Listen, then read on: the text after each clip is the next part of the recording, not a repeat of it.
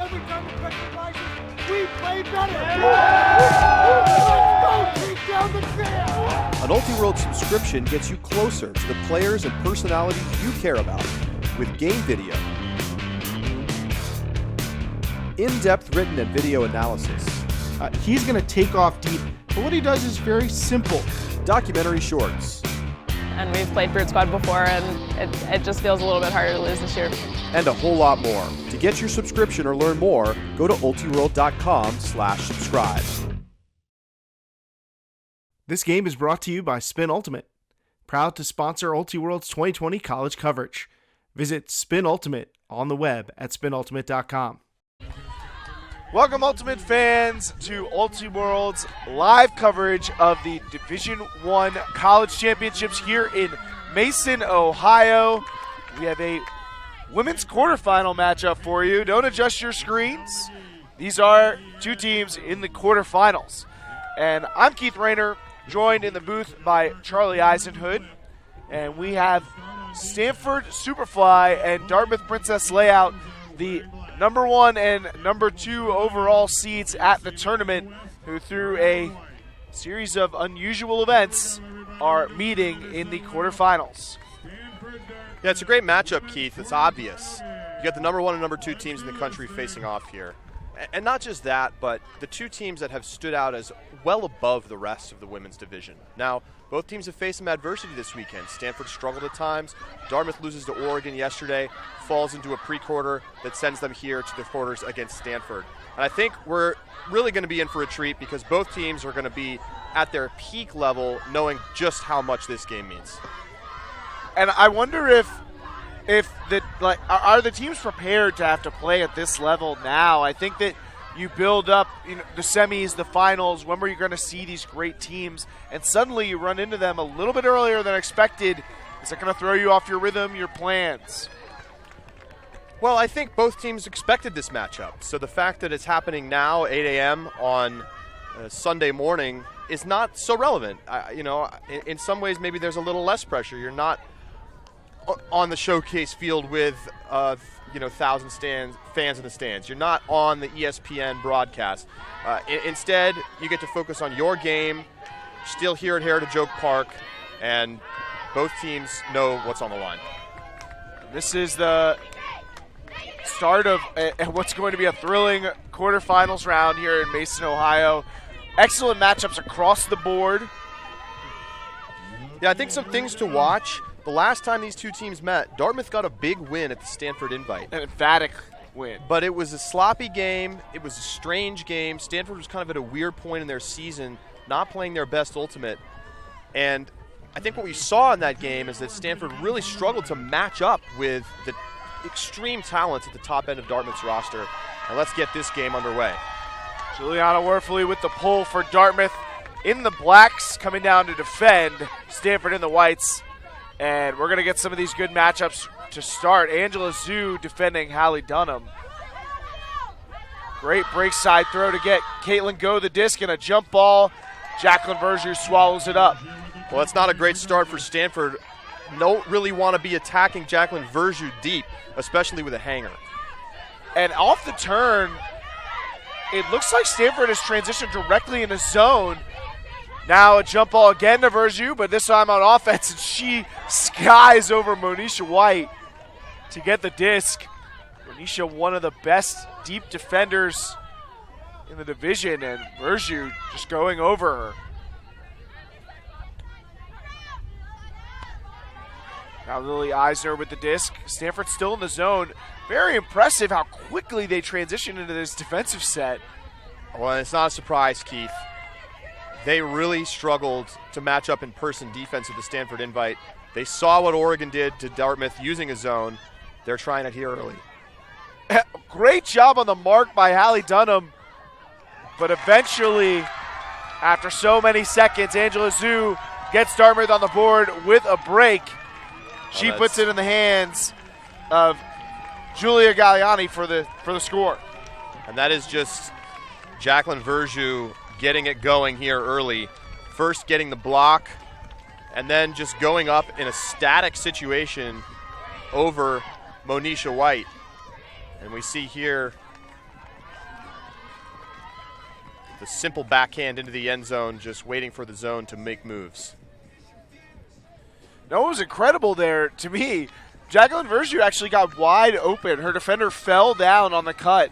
Angela Zhu was 5 yards away, just trying valiantly to get her the disc, and Hallie Dunham's mark kept the throw from going up to the best receiver in the game with no defender on her. But all that energy expent, not going to help you for all 10 seconds if nobody can get the downfield D in position. Worth noting that Monisha White has been a little bit under the weather for Stanford. She didn't play much yesterday, had a bit of an illness, and we'll see how she does today. You don't really want to ascribe much meaning to one individual play, but if Stanford can't defend Verjus deep when they get essentially a 50-50 shot, which of course with Verjus on the field is not going to be a 50-50, they're going to struggle in this game. Pardon me, that was Ella Zanitas on the score for Dartmouth. And Hallie Dunham getting things initiated for Superfly again. Right to Caitlin Go, completely uncovered. This is much of how last possession started, but Go resets. It's a good opening look for Stanford with Go getting out into the open space, but they had no continuations again. And great defense there by Piper Curtis. Gets in on the throw up to Rachel Thompson. And now Dartmouth has the disc again. Caitlin Lee with the disc, and Stanford again transitions to zone. No surprise, the most effective strategy thus far against this Dartmouth team has been zone.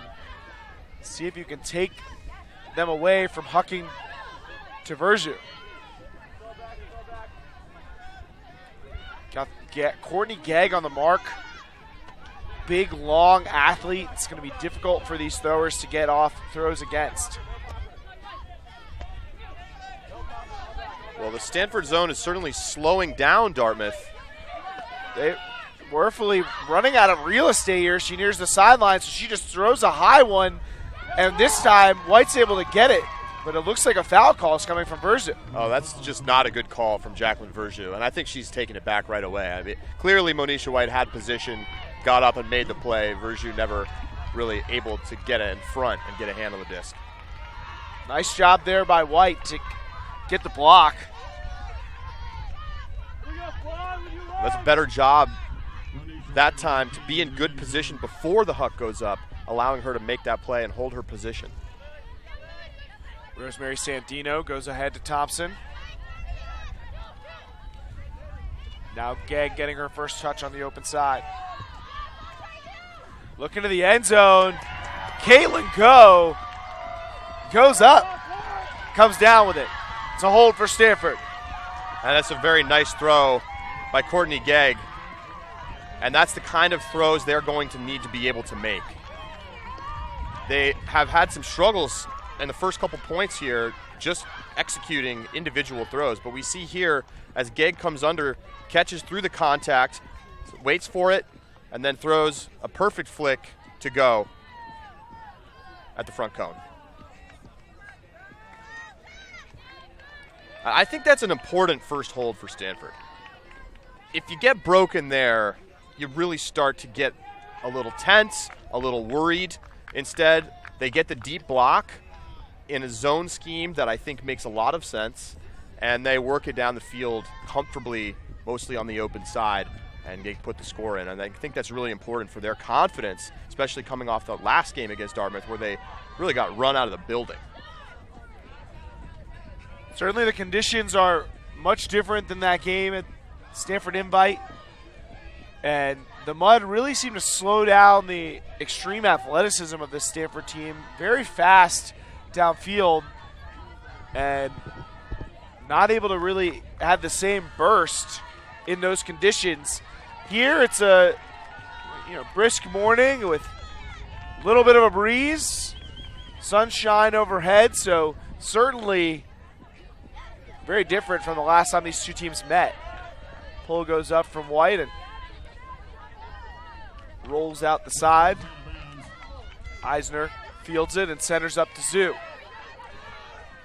Probably not someone you want to leave unmarked, although Dartmouth not able to get anything out of it. Now they will go into person defense. So change in strategy. They're leaving the last back, though, so it's a little bit of a switchy person, and they're just letting Monisha White sit in the backfield and patrol the deep space. And understandable, it takes two to kind of defend Verzu. Even with Shayla Harris, one of the best person defenders in the country. Well, you can see right now the weakness of leaving a last back, which is that they're having wide open swings, and they're able to work a lot of easy throws to gain yardage. See unmarked there. Dartmouth has advanced into the red zone, and an incredible catch there from Verzu. Really looked like a sure turnover, and she could turn a turnover into a completion and an assist very quickly. Lily Eisner to the front cone for the Dartmouth score. Nice point from Eisner, and a nice job by Dartmouth of working against the poaching in the deep space. Get another look at this Verzu catch. And really, this with any other receiver, that's a turnover. I agree. There are very few players in the division that are going to consistently make that catch, and it seems like Verzu makes it look routine. Yeah, it's not going to show up on the stat sheet. It's not a sky and goal, but that's an invaluable ability that is unreplicated by anybody else. So an interesting wrinkle there from Stanford, showing a matchup defense up front with the poach last back, which is unlike what we saw when their O-line had turnovers, where they went into more traditional zone. And it almost pays off. I mean, they almost get the turnover from one of the less experienced throwers on the line, which is the whole idea. We're going to make the other 6 players on the field beat us, and we're not going to let a huck go up to Verzu be the thing that takes us out of this. It didn't look exactly polished. It was a bit clunky. I don't think the switches were very smooth. But that could be a little bit of nerves, or maybe they recently installed this defense. We don't really know at this point. Swerfully puts up another backhand pull to be fielded by Dunham. Now again, White. We see Caitlin Go coming out of the space, and this time they go to the other side. Then it opens up some room. Dartmouth in a zone to start, or at least poaching the lanes. Werfley poached deep, and Zoo is poached just in the middle of the field. Now transitioning to match up. Thompson looking deep. Her forehand's turning over, but Sandino's in the neighborhood. But just a little too bladey. Yeah, there is a bit of a wind blowing from left to right, so that throw is a little tricky because of the wind blowing into the face of the thrower. But again, execution on throws so far in this match, not great for Stanford. And another quick transition for Stanford's offense into a zone. 3 players up front, 4 players in sort of a diamond shape downfield. Caitlin Go playing that short deep, very tight, almost like a 4th member of the front. Trap here. Zoo goes cross field, high throw. Great job by Curtis to fight off the approaching Dunham. That's just a great individual play to save a possession off a high stall. And now Stanford resets that. Former Team USA U20 teammates Curtis and Dunham going up together. Zoo holding.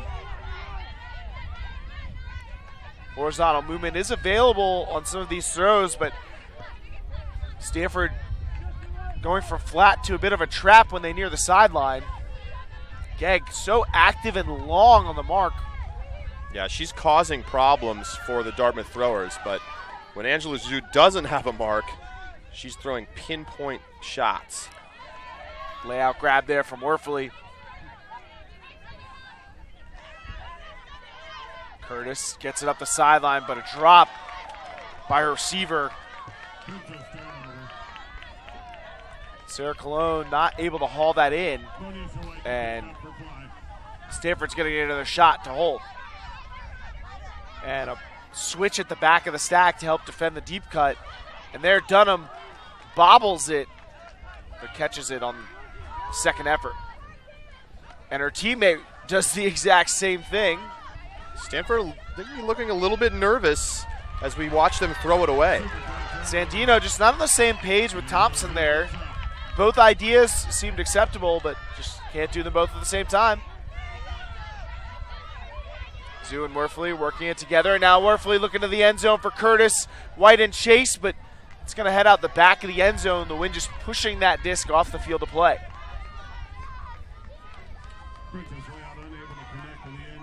Well, one note about this game so far, Stanford is determined not to just let Angela Zhu and Jacqueline Verjou beat them. These defenses are designed to get the disc into the hands of the other players on Dartmouth where they feel they probably have a bit more of an advantage. So far they are generating turnovers, but they're going to have to start showing better execution on offense. There, a little missed execution by Dartmouth on defense, but the disc wasn't checked in yet. Caitlin Ghost springing wide open deep. The switch is not catching that. But White had not checked in the disc to throw it to her, but the chaos that ensued freed up some underspace and has let Stanford's offense advance. White now roughly at midfield as we get a stoppage. Looks like Stanford transitioning into a stack.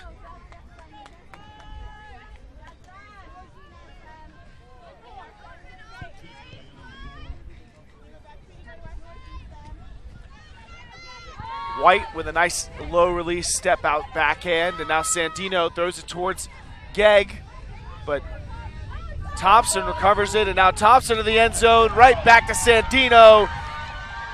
And she is fired up as she spikes the disc after the nice upwind hold. Great use of the break side by Stanford on that point. A couple of great break throws, first from Hallie Dunham, later from Monisha White, and that really got the offense flowing. And still struggling a little bit with the wind here, which is going from left to right on your screen. And you can see that initial throw getting over the head of the intended receiver. But Thompson with not only the wherewithal to catch it, but to immediately get rid of it to her open teammate.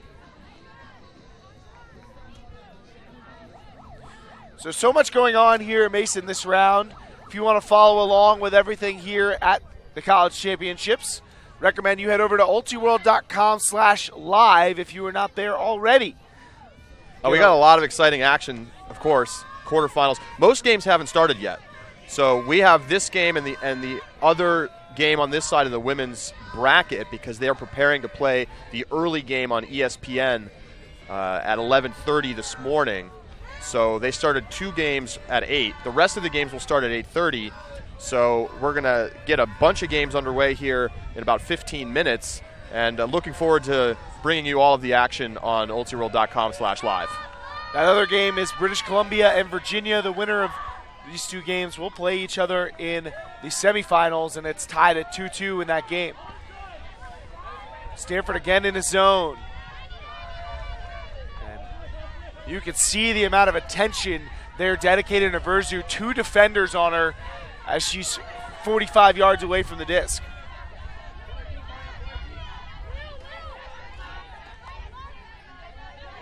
And I love the range of these Stanford defenders right now.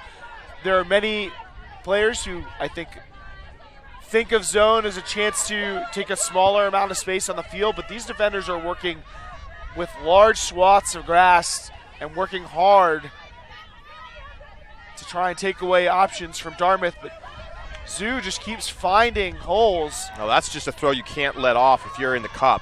And here's the throw they've been trying to avoid. Zhu with the huck to Verzu, but she short arms it, and it's intercepted by Michelle McGee. And as good as Verzu is, throwing against double coverage is going to be difficult for Dartmouth.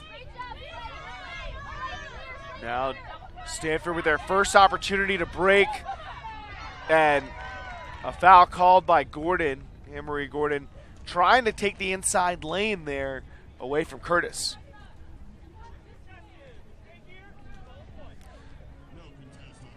So Gordon will keep the disc. So there's no contest from Curtis on the foul. A pretty clear bump there on the catch attempt. Disc gets around to Carly Ekstrom. Sophomore back into the middle of the field to Dunham. Dunham's break throws have been excellent here in the early part of this game. But the offense very stagnant for Stanford, and a turnover there. Moyo Okaremi able to get the block and give a short field to Dartmouth.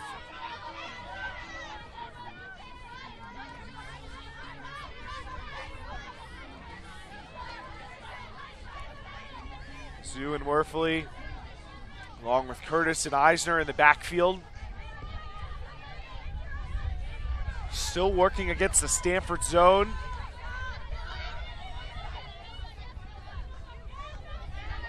And it's just, with Zhu and Verjou in the mix, you just have to change your strategy. This traditional game is just not going to work. You can't beat them at it. Oregon getting the big win yesterday with similar tactic. Try and force the rest of the team to beat you. Try and slow them down a bit and take away their ability to win jump balls and deep shots. Dartmouth's getting easy resets, but it's not making much of a difference. They've been unable to find a connection with the second-level players. Yeah, those were available when they had more room with the disc further from the end zone, but Stanford's been able to clamp down with less field to guard. This is one of the pros of running zone near the end zone. I think one of the issues right now is that Verjou is totally uninvolved in the play. She's hanging out in the deep space, but Stanford is keyed in on covering her, and she's just not open. I mean, there have been two players within 15 yards of her, two defenders rather, within 15 yards of her for basically this entire possession. And you see Dartmouth has now lost a little bit of yardage, and that's a nice play by Angela Zhu. And now Verjou ends up with the score. Zhu cracking it open with the penetrating cut, and Verjou finishes it off. So Dartmouth maintaining that one break advantage, up 3-2 after breaking on the first point of the game. Take a look here as Angela Zhu breaks it open, finding Verjou, and then Verjou almost throws her defender to the ground as she spikes the disc for the score. Maybe missing the call there. Maybe a foul call warranted in that situation. But Verjou has an interesting cutting style, at least in the college game. I don't think she does this in her club experience, but sometimes she will make 2 to 3 cuts in a very short time at the front cone and just expect that all she needs is a small sliver of space for her exceptional throwers to give her something where she can body out her defender. Despite the fact that Dartmouth scored that point, I think Stanford is showing that they have a game plan that can work. Because Dartmouth got the disc about 15 yards from the end zone and had to throw, 40 passes in order to score? And sure, they were patient, they executed, and they eventually broke through and got the goal. But that was for a 15-yard score. Over the course of the game, Stanford could generate turnovers from that. I think the question is going to be, how do they execute on offense? And let's not forget that their zone defense helped them generate a turnover on a short huck. We'll see what Stanford can do against Dartmouth's zone defense. Now, the zone applied by Princess Leia, although it looks like they're transitioning. They're initiating with that zone perhaps to take away some of the deep game, but Stanford nearly opens it up, but Verjou in the lane to take it away. I think a great job by Dartmouth to shut down the pull play that we've been seeing from Stanford as Gegg throws it away. That early zone look really shuts down that big flooding play that we saw from Caitlin Go on the first couple points. So Gegg overthrowing Go.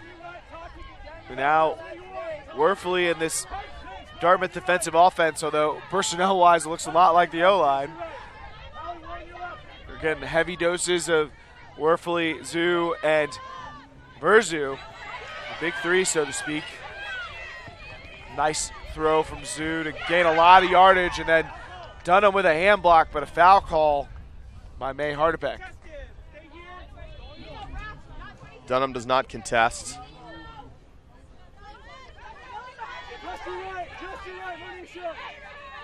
Good swarming defense. Hardebeck with nowhere to go here, so she throws a high throw. Thompson skies for the interception. Discomfort there from Hardebeck. And a high throw from Deanna Abrams targeting Gegg, and Verzu picks it off.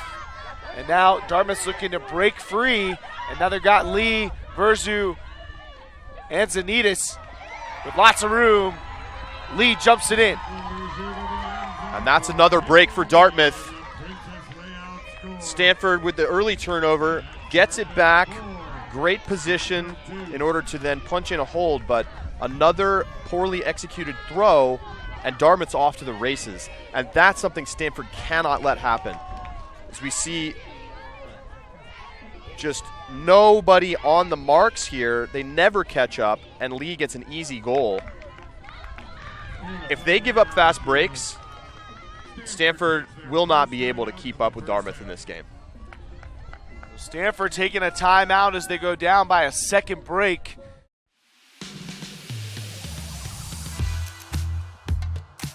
What does it mean to be powered by Savage? It means we become part of your team. From the moment you're paired with one of our sales reps who will guide you through the ordering process, to working with a designated member of our design team to bring your vision to life. Every step of the production process happens in-house, from printing your gear on our Green Line fabric made from 100% recycled plastic bottles, to cutting out every piece and carefully stitching it together by hand. Wherever you are, however you play, we've got your back. That's what it means to be powered by Savage. And Charlie, you mentioned a fast break, really a jailbreak there, opened up by Angela Zhu's ability to throw over the top of the zone. And it's something we've seen her use to great effect before. We've seen teams set zones. I mean, you think look back to last year's pre-quarterfinal matchup, Dartmouth taking on Washington. We had that game on the live stream, and Washington went almost exclusively zone. And that throw was the throw that Angela Zhu and Dartmouth used to beat them. That's true. She's an exceptional talent, and you can't simply throw zone and expect to beat Dartmouth. But I have to say, Stanford has generated turnovers. They've had chances, and it's been their offense that's let them down. Their D-line offense has looked completely unable to move the disc, and their offensive line has had a couple of nice points, but has also struggled to remain consistent. And I don't think the defense is the problem for Stanford. I think they are going to have to start being able to make tough throws and complete them, or they're just not going to be able to keep up with this really talented Dartmouth team. I think the question for them right now, at least in my mind, is are they going to be able to score without a majority of their top four offensive players on the field? And Hallie Dunham, Monisha White, Caitlin Goh, and Courtney Gegg. In the couple of points where they've taken off 2-3 of those players, their offense has gotten very stagnant. They really need those throwers and cutters to get things moving. Meanwhile, Dartmouth has sent out most of their top players point after point. Angela Zhu taking this one off, but Verzu, Curtis, Warfully, Lee, all out there with Eisner, Maggie Pizzo, and Hardebeck. Dangerous pass there. White looking at Dunham. Caught the defender watching the And Dunham and not the disc. Here's the attack as they catch them trying to transition out of that initiating zone and have gained a lot of yardage. Ekstrom giving and going there with Sandino. Now Dartmouth starting to match up. Go. Pick call downfield, but a turnover in the backfield. I was just getting ready to talk about Dartmouth's marks being effective, and the wide mark there may have helped create that turnover. Dangerous situation for Superfly here. Already in a two-break hole. And Dartmouth's defense has the disc now. See if they can break through the zone without Zhu. Nice job by Warfully and Eisner to gain a lot of yardage.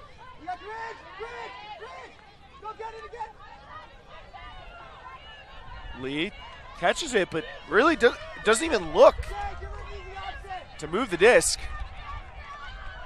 And takes a difficult throw over the top, but you have leeway to do that with Jacqueline Verjus in the end zone. That's a great point for Dartmouth. One possession. Jacqueline Verjus getting the job done. And it's a 5-2 lead. And take a look at the replay here. You can see Lee, stall counts rising, and Verjus with just a little bit of space. You just throw it high and over the top, and she's got all the ability to go get it. But I think that really the play that freed them up was Werfele and Eisner getting the disc out of that trap situation. And I think if Stanford's going to stick with this zone, which I would be surprised to see them do, it's going to be those non-scoring throws that open up the field that are the most valuable and important plays for Dartmouth's offense. Stanford reeling a bit here now, trailing by 3 breaks. But they've been in some tough situations so far this season and this tournament, Charlie. Yeah, I think they're going to have to pick up the intensity and the attacking mindset a little bit. They've looked a little sluggish on defense the last couple points, and they have certainly not looked comfortable on offense. And at times, maybe not attacking the disc as much as you'd like to see, not making those hard undercuts, and they're going to need to start to find some of that in order to be able to get back into this game. But not a good start on this point as the Monisha White throw sails too high. And Zhu with the exact same execution error, but on her forehand. Wind gusting a bit and affecting even these elite throwers. The wind has been swirly all weekend, and right now it's shifted to a crosswind coming from behind the camera across to the far side of the field. Great throw by White to get it across the field to Harris.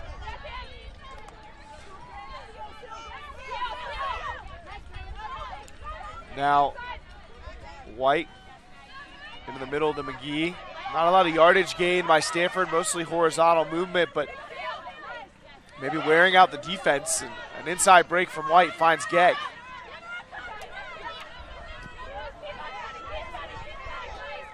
This Gegg and Verjus matchup, highly anticipated.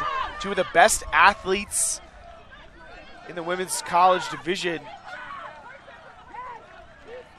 And a drop there from Stanford. These execution errors, they just can't afford them at this point. Brutal drop. But the problem is not so much the drops and the throwaways, that they're not getting space. They don't have no room to make continuation cuts right now. Foul call downfield, just some contact between Harris and Verjus on a cut. Verjus goes down. And as you hear the horn to start the other quarterfinals here in Ohio. So the other 6 games getting underway. The other 1-2 matchup in the men's division happening just behind us, Pittsburgh and UMass. Another number 1 overall seed versus number 2 overall seed, just like we've got here. As Verjus goes in the end zone to Zhu in traffic, and Dartmouth is all over Stanford right now. 4 straight goals. That makes it 6-2 in favor of Dartmouth. And Stanford's going to have to figure out some adjustments on offense. Right now, they're running the vertical stack. That's their bread and butter, but they're not getting much out of it. You see the stack maybe at times too close. So we take another look at the scoring play as Verjus moves the mark and then throws the backhand through, threading the needle to Angela Zhu. I might be interested to see Stanford try a horizontal. We're going to see a timeout taken here by Stanford. Maybe a chance for the coaching staff to talk about some of the adjustments that they want to make on offense.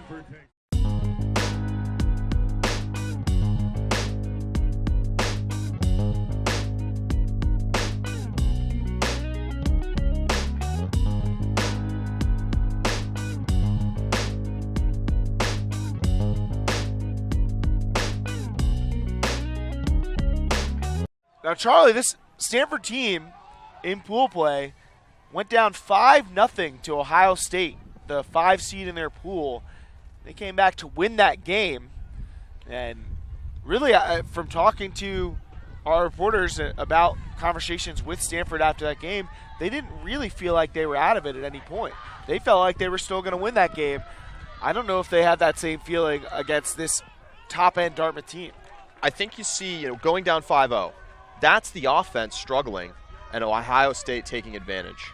And once Stanford finally got a hold and got their defense out on the field, they clamped down and rallied back quickly into the game. The question is, can you get that same kind of quick comeback against a team like Dartmouth? I think the answer is no. They're going to have to get back into this game slowly and steadily by continuing to play good defense, which I think they have so far, but also finding a way to start making the right plays on offense, finding the space, attacking the cuts, and making the right throw.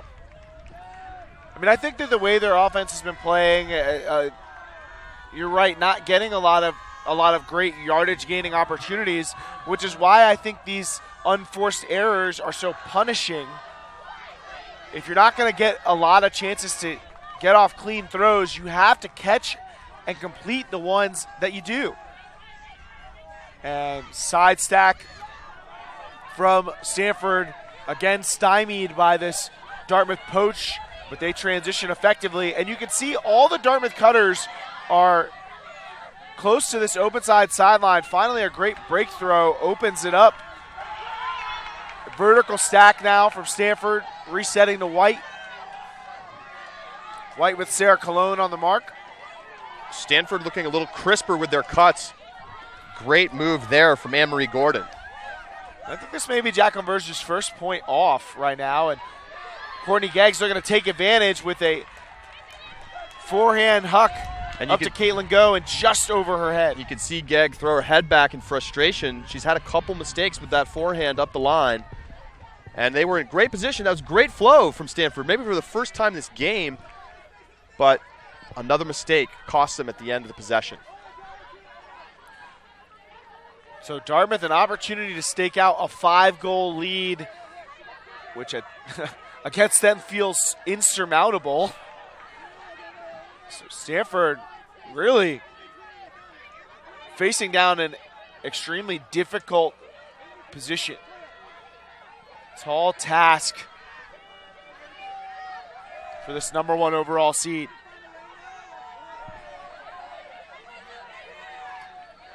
Zhu holding. And knowing that she's always going to have an uncontested reset, Zhu gets the ability to scan the field for anywhere from 4 to 8 seconds to see if there's an over-the-top throw, to see if she can fight something through the front wall of this zone, because she knows when she turns around, she's going to have a reset without anybody in her way. So she's able to scan the field. That's a dangerous thing to give a thrower of her caliber. Now, no Verzu for her to target downfield, however. So the handlers have basically only thrown to each other through this possession. And now they trap a bit on the sideline. This has been one of the places that their defense has looked its most dangerous, but nice job by Dartmouth to work out of it. Zhu catches one, past a swiping Gegg.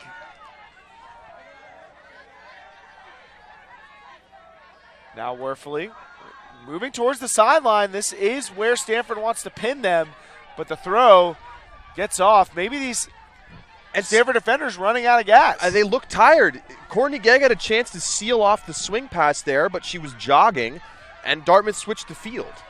I mean, you can see this front wall of the defense is starting to feel the fatigue. Still running here, but just don't have the speed, and now a chance to trap.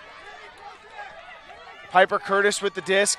Gegg smothering Werfele, and a big loss of yardage as Harris gives up that space to Eisner. But Shayla Harris is needlessly watching the disc there instead of sealing up the reset. If she had stuck the reset, they probably generated turnover.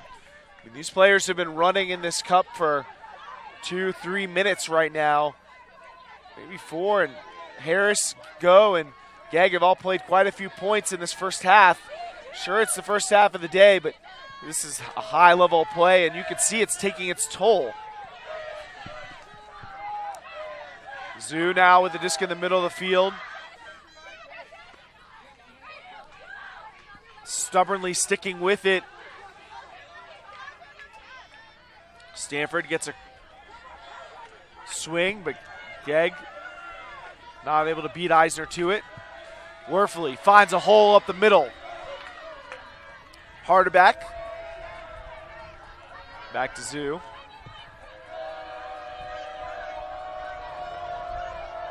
This is really a crucial point for Stanford. They've got to get a block with Verjus on the bench. I love the patience from Dartmouth, though. They are not taking anything they don't need here. And Eisner goes into the end zone, past a bidding White. May Hardeback with the goal, and the streak continues here for Dartmouth. 5 straight goals. They lead 7-2. And Stanford looking exhausted after that point. That's deflating. With Dartmouth's best player on the sideline, they patiently, comfortably work the disc through the open resets and then find the hole, flipped into the end zone, and a great catch from Hardeback for the goal. And timeout, Dartmouth now, as they have a chance to set up a break for half.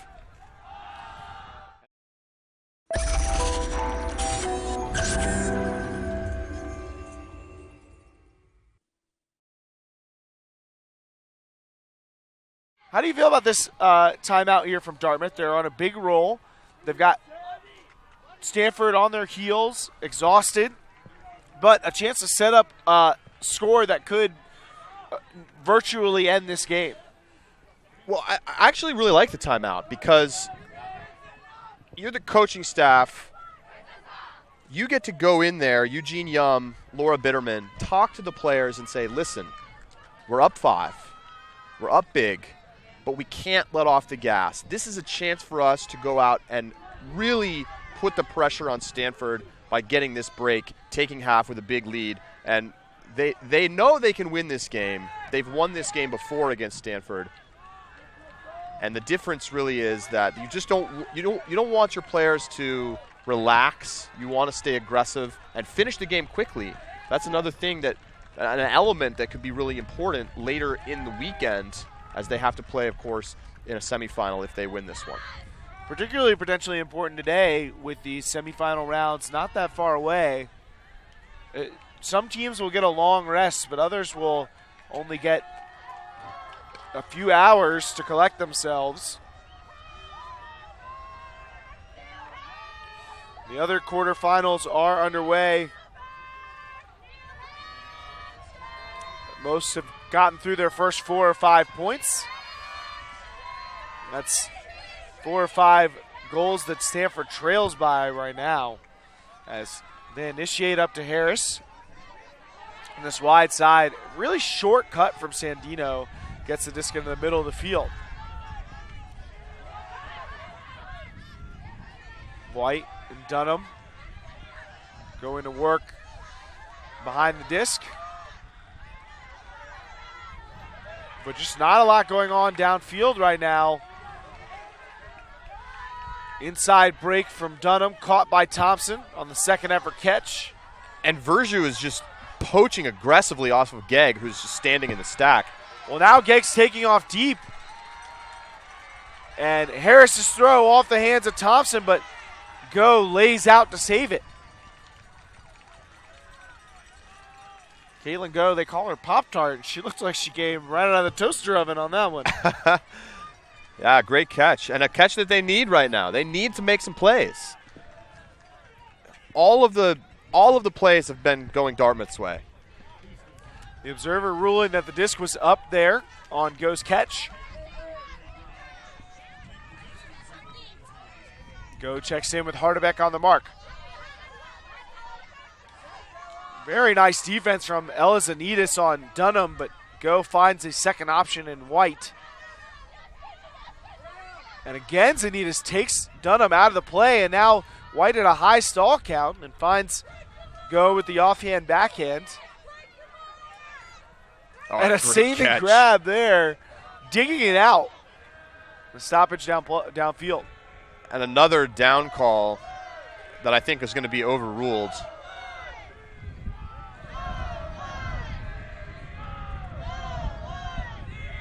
I really would like to see observers actively making the up-down calls. There's no reason for the game to stop in a situation like that if they're just going to make the ruling at the end of the day anyway. Now White with the disc and another high stall situation. Dartmouth's defense is really starting to put the pressure on. I think there was a contact call to reset the count, and now a foul call by White against Caitlin Lee. Well, Caitlin Lee very aggressive on the mark, and she's probably fouled Monisha White 3 or 4 times just on this one mark. And she's going to have to be a little bit more disciplined. The sophomore breaking out this year, but has a real challenge in front of her in trying to defend Monisha White. It's a Callahan finalist. Dunham manages to find a few inches of room away from Ella Zanitas, who has been stapled to her this entire point. Gegg holding the disc on the break side, just a yard away from the end zone, and gets it back to White. And her inside throw finds Go. Stanford with a much-needed hold there to make it 7-3. Critical hold. And really, that's an upwind hold. Wind again shifting a bit. It's been crosswind at times. It's been up-down at times. And that's really a hold into the wind. See it again. Gegg gets the reset off. Monisha White waits and goes with the inside flick for the goal. I love the way that she steps forward to deliver that inside forehand, pivots hard to the backhand side to move the mark, and then when she comes back, rather than taking a really long step all the way to the other side of her body, she instead takes a forward angle with that foot so that she can throw the pass out in front of her receiver. Nice job by White showing off the throwing fundamentals that she possesses and why she is one of the top handlers in the women's division. Go with her second goal there of this game. Has been very involved in this Stanford offense. And she's a Seattle youth player who's made her way into this Stanford system over the years, and now trying to get her team back to a national championship game after Stanford won the title last year. No program in Women's College Ultimate is more decorated than this Stanford program. Be very interesting to see how Stanford attacks as the pull gets away. And if that doesn't give you a little bit of adrenaline coming down to the pull, I don't know what will. And they are again going with the matchup defense on most of the players, but a poach deep from Monisha White. And it generates a turn. High throw there to Hardebeck, and she can't bring it in before going out of bounds. So Stanford with a chance to break. They have been unable to capitalize on any earlier opportunities like this one. Can Michelle McGee and this D-line offense get into the end zone? They have a strong D-line out there with some good offensive players. Great chance here for Stanford. Undercut from Go towards the end zone for Gegg. She wanted to bid for that, but Curtis coming on strong from behind to get the block. Great defensive play by Piper Curtis. Excellent defense off the backside, but with a better throw, that's an easy goal. And that's just been the problem for Stanford today. They just not executed on the throws that they need into the tighter windows. And maybe it's just the tight pressure of these individual situations. So few opportunities for Stanford to make those kinds of plays. And maybe they're feeling the pressure of a strong Dartmouth team breathing down their neck. Now here's Zoo looking to put up a big shot, but Gegg able to contest it. Harris lay out against Versu, and I don't know how she came up with it, but somehow gets to it first and then hand blocked by Harris, but A foul call there. And that was close. Verzu maybe a bit too casual trying to throw that backhand to the forehand side and stuffed by Harris, but uncontested it looks like. And a low throw from Verzu, caught by a bidding Angela Zhu.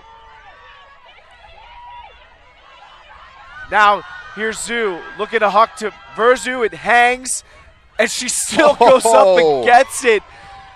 A singular talent, folks.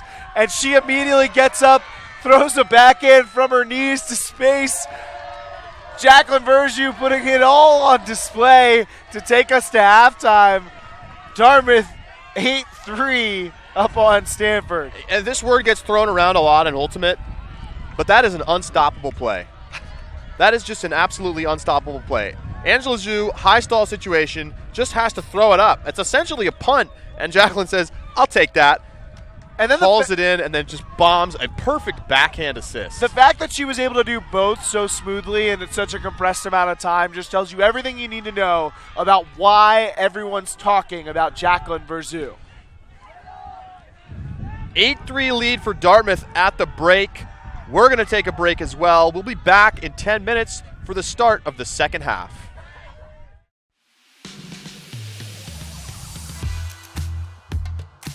What does it mean to be powered by Savage? It means we become part of your team. From the moment you're paired with one of our sales reps who will guide you through the ordering process, to working with a designated member of our design team to bring your vision to life. Every step of the production process happens in-house, from printing your gear on our green line fabric made from 100% recycled plastic bottles, to cutting out every piece and carefully stitching it together by hand. Wherever you are, however you play, we've got your back. That's what it means to be powered by Savage.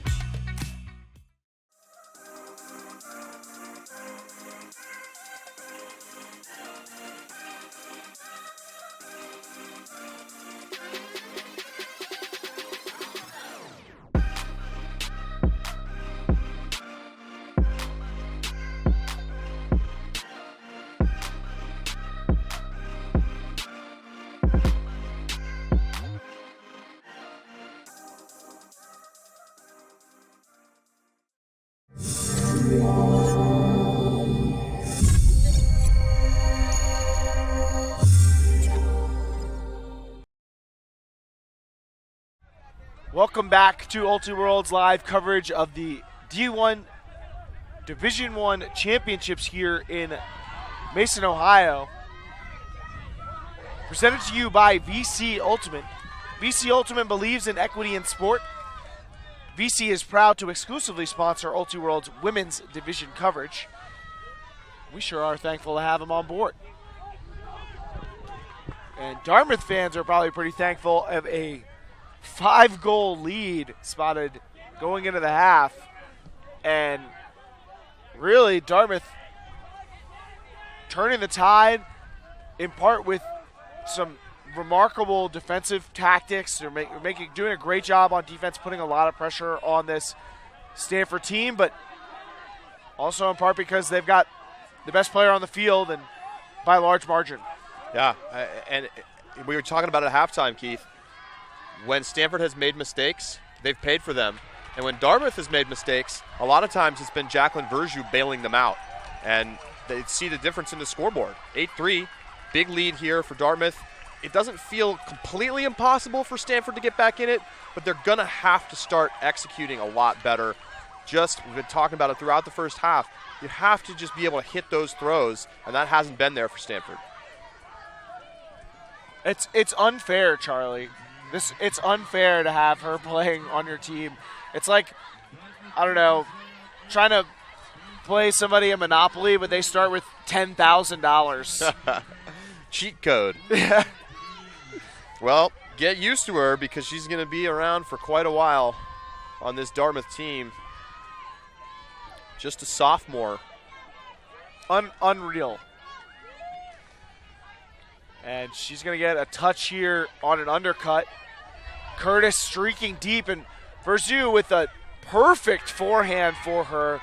We've talked in the past about maybe that being one of the holes in her game, and Verzu plugging it up with a dime throw to Piper Curtis. Yeah, and it's just another poor execution from Stanford because you have Monisha White hanging out in the backfield as the blast back, and she gets simply beat deep.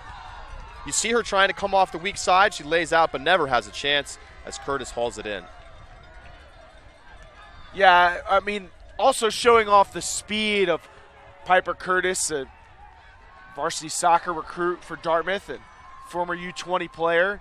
And honestly, it's funny that you look at Curtis and Juliana Werfele, and if they were on another team, they would be the best players on the team and they'd be stars on that team. And not to say that they don't contribute in massive ways to this Dartmouth team, but just it's hard to get away from just how incredibly talented Jacqueline Verjou is and Angela Zhu is as well. I mean, there's certainly lots of talent on this Dartmouth team, but I think it's very clear to see that Jacqueline Verjou is responsible for at least 2 or 3 of the points in this game single-handedly. She had the huge possession saving grab early in the game, and then, of course, as they took half, she massively roofs a pile and, without hesitation, steps into a perfect backhand assist. And now we just watch her throw a beautiful 50-yard forehand for an easy score. That was her 4th assist of the game. She also got a pair of goals and some plays that won't make the stat sheet, but that's because of her. Those plays go on the stats as turnovers if Jacqueline Verjou isn't in the neighborhood.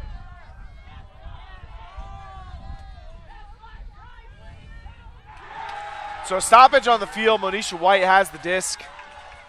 Caitlin Lee on the mark, and Stanford facing a big deficit. High stall there, but White finds Thompson. Dish back to White. This is power position for a big thrower. Nice job to step around and use the break side by White. Up ahead to Gegg, just outside the end zone. And Gegg tries to go around for the backhand, and it looks like a lot of contact from Verjou is going to bring back that one.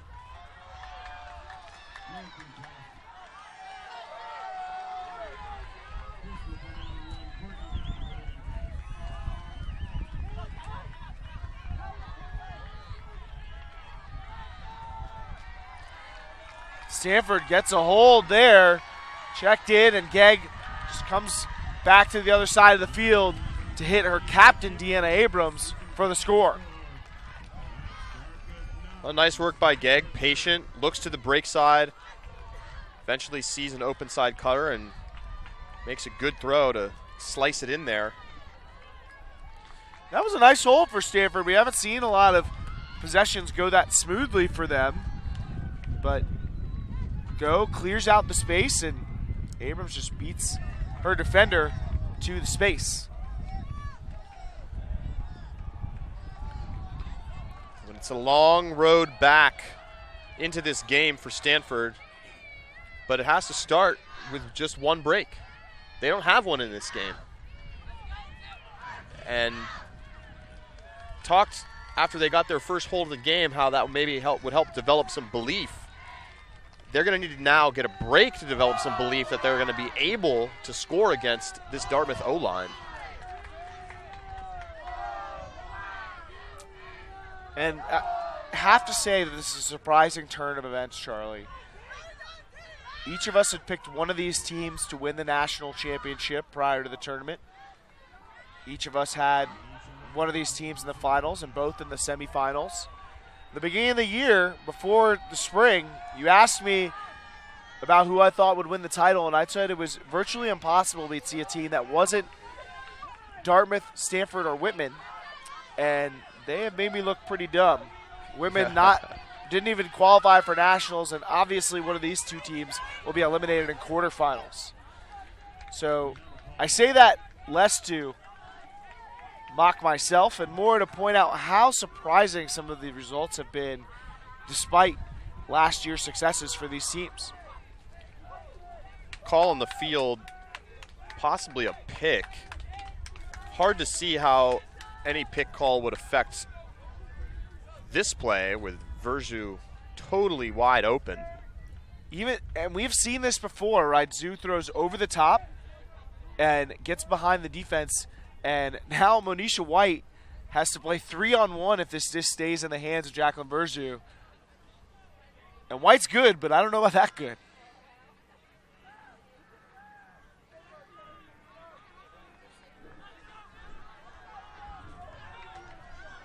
Observers trying to suss out what's going on.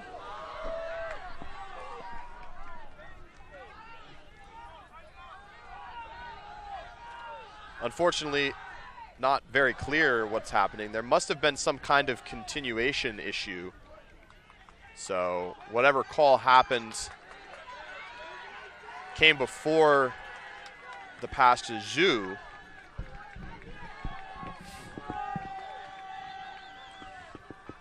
I wouldn't Still be appears surprised to be some confusion. to see her attack to see Angela Zhu attack the same space.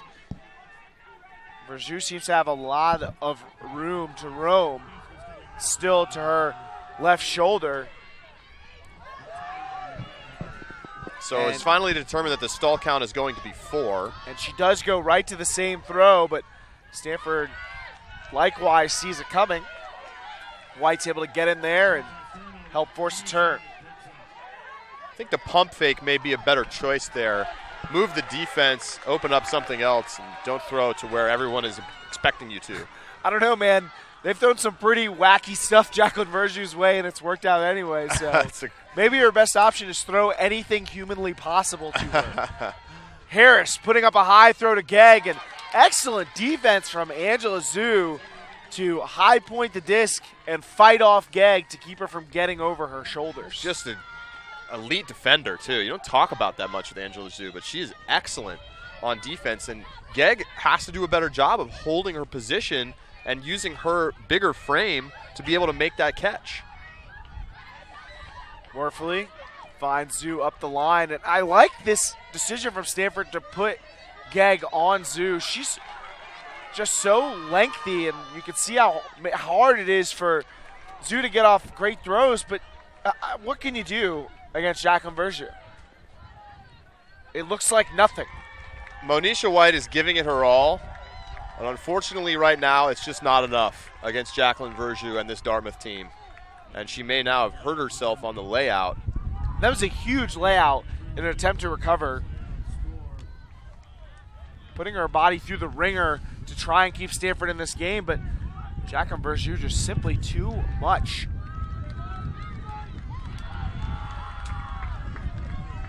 Eisner just muscling a forehand over to Zanitas, and it extends the lead to 10-4.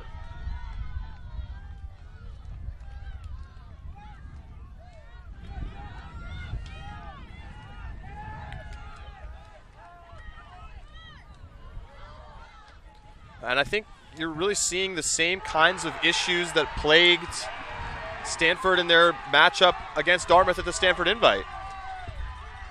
They really don't have an option to cover Verju. And really, most teams don't. But you see they're running a scheme designed specifically to take that element out of the game. And they're throwing to Verju anyway, and she's coming down with it in contested situations with a deep waiting for it.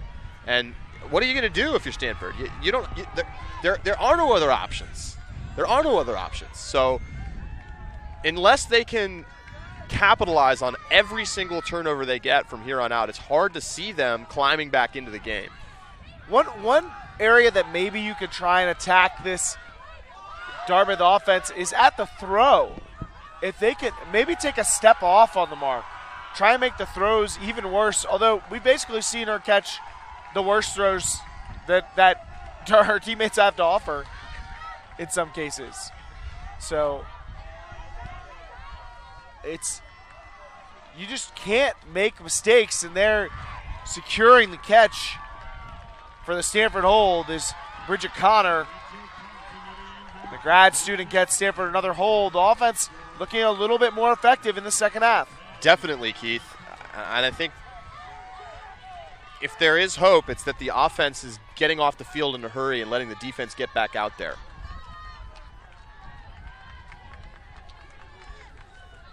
Take another look. Again, the great break throw from Hallie Dunham, and that opens up a continuation break side pass into the end zone to Connor. And really, it's going to be, can they get the breaks? The holds are nice. They're good to see. They make you more confident, but Stanford's going to need breaks and lots of them. Need to place a big order if they want to advance into the semifinals and continue their season.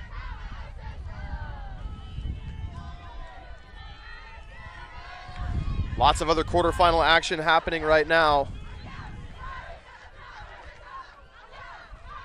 You can follow along on our live blog and all our live Twitter updates at ultiworld.com/live. Thanks so much for joining us on this Sunday morning. If you're up early on the West Coast, thanks for getting up with us, having some coffee, hopefully.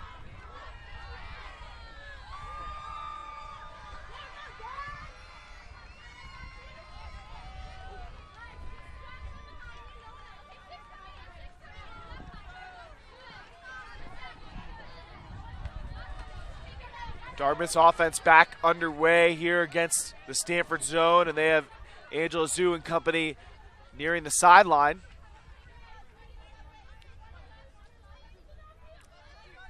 And again, I want to examine a potential adjustment for Stanford, especially with Courtney Gegg, who's such a difficult player to throw around. I'd like to see her take a step off on the mark, maybe two, especially when Angela Zhu has the disc. She's been the best deep thrower on this Dartmouth team, and want to make it harder for her to get off those throws. The pressure of a tight mark is great, but sometimes the range of a wide mark can be even more effective at stopping big downfield throws. Here's a big crossfield throw from Curtis to Lee. You can really see the difference in the crispness of the throws between the two teams. Dartmouth has been in some tough situations on the sideline, and they've just made great throws to get out of them. Still that smothering mark from Gegg, but you'd like to, I still just like to try out maybe taking a step or two off, especially on Zhu. Just mix it up a little bit, but this Stanford coaching staff has obviously come in with a well-designed plan, but Superfly just hasn't been able to execute. Now in a good situation as they pressure a couple resets, but Curtis comes back as a release valve for Zhu. But Dartmouth walking back now a little bit. A little more pressure on the resets is forcing the throwers to take a different tack.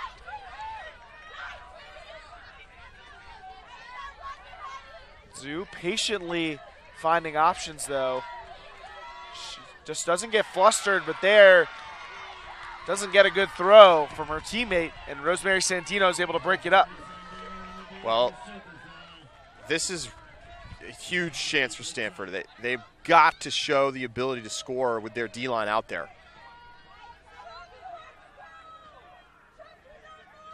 And there's some kind of call from the sideline.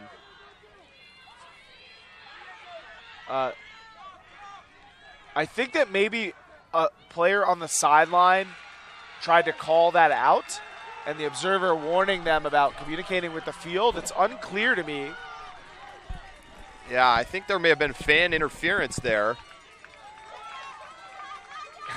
There's a Dartmouth fan adorned in a Princess Leia costume as Gegg goes to the end zone, but it's dropped by Anne-Marie Gordon as she bids to catch it.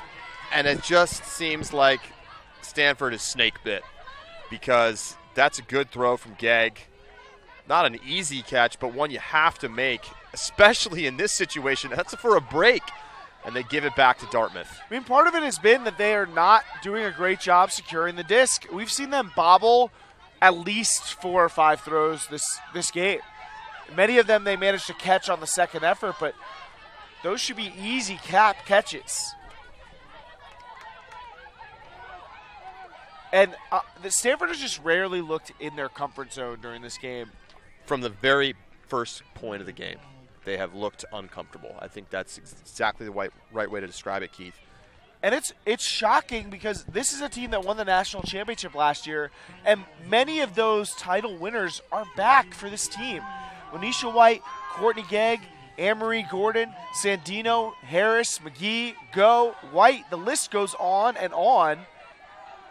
But a dramatic change in results staring Superfly in the face right now as they trail Dartmouth by 5 in this quarterfinal.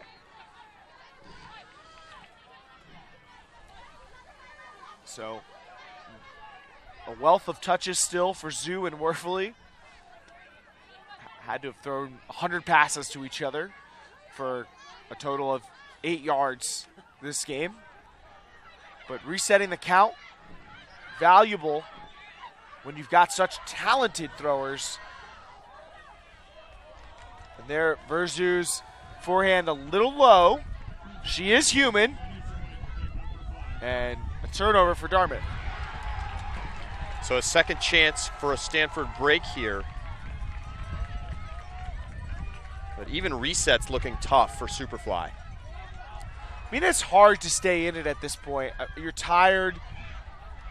Sometimes even your best defense has not worked. It's tough to stay with it. Now after the turnover, Dartmouth gives it back. Crossfield swing a little too low. Love the idea from Michelle McGee to attack now. No reason to wait. Wide open Anne-Marie Gordon downfield. Sandino gives her something to space. Gordon slowing it down a little bit. And McGee's throw is caught by Gegg. Gegg give it and go with Caitlin Go. Now Go looking to reset. Caitlin Lee, excellent defense on Monisha White. Great defense from Caitlin Lee. And that's a D Lee is going to get without getting on the stat sheet there.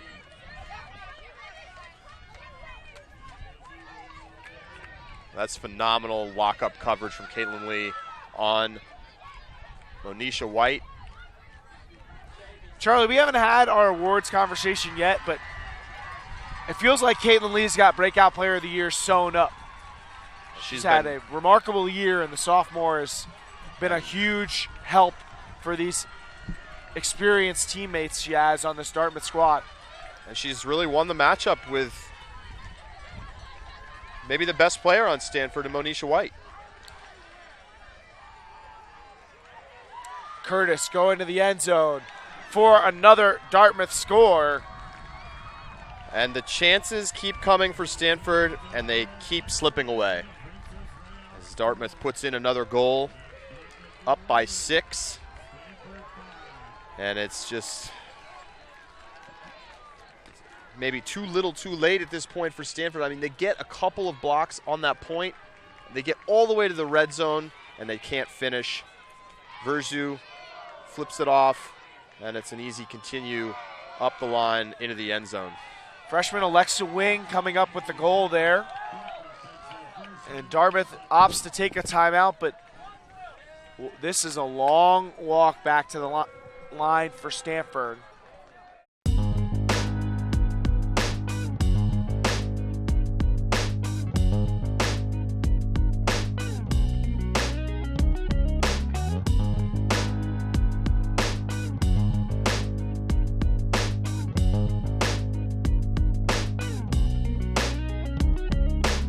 I'm going to catch you up with some scores from around the field complex. I'd love that. Quarterfinals are happening right now. Starting in the women's division, Texas is up 7-5 on UCLA. In the other game that started at 8, UBC has a big lead on Virginia, 12-7. Looking for some other scores.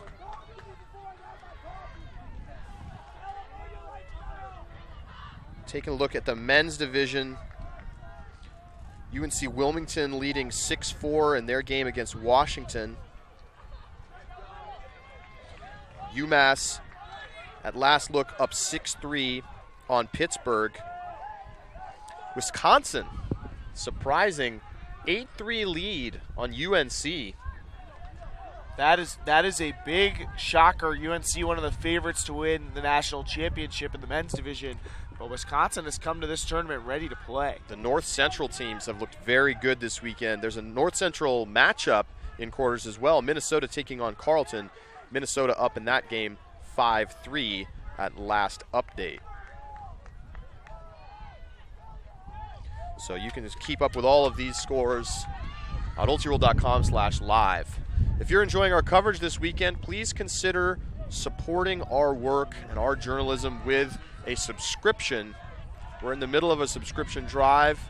We really need your help in order to help continue the work that we do. We have a big team here at Nationals, and every little bit helps. You can go to ultiworld.com/subscribe to learn more. Allie Dunham and Monisha White advance the offense for Stanford. An offhand break from White helps break open this defense, and Harris gets a couple of quick yards. Now they are nearing the end zone, and another hold, but at a high stall. Harris is forced to throw a hammer to the back of the line. It's caught by Thompson, but a stall call by Eisner may bring this play back.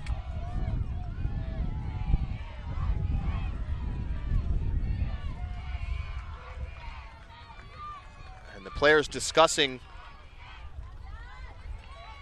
Appears the stall is contested. We'll see if they send it to the observers. It's been a long time since Stanford's gone a break and made a big play like that. It'd be great to inject some energy in them. They are looking emotionally just wrecked by the power that Dartmouth has used to just run over them.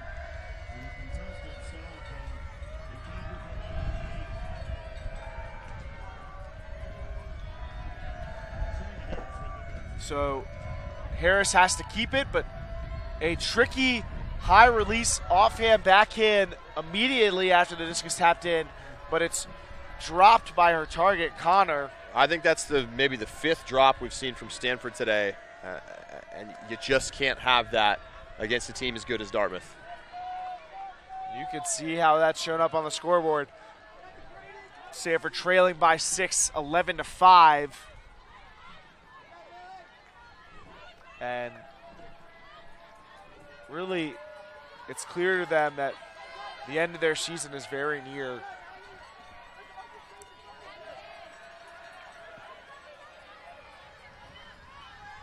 Zhu holding, resetting with Eisner.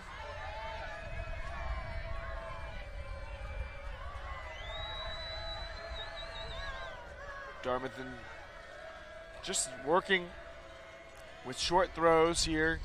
Comfortable taking these resets until something opens up, but got to move somebody somewhere. The defense is basically standing still.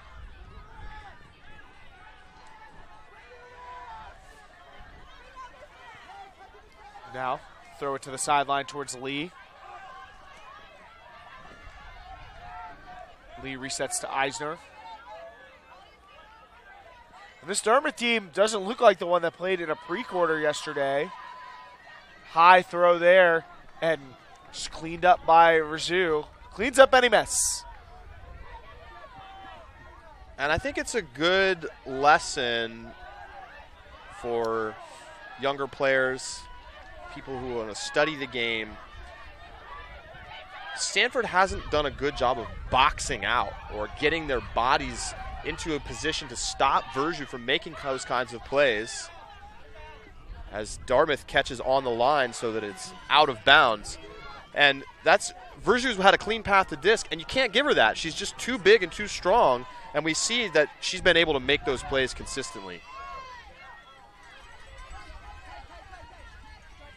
Verju has had a remarkable influence on this game, and you can see why she is a Player of the Year candidate as just a sophomore. Now matched up with Allie Dunham. She was the Rookie of the Year last year, while Verju was the runner-up. And Dunham gets the assist to Gegg. trying to fire her team up, trying to keep them in it. Is there one last push in this Superfly team? Soft cap approaching.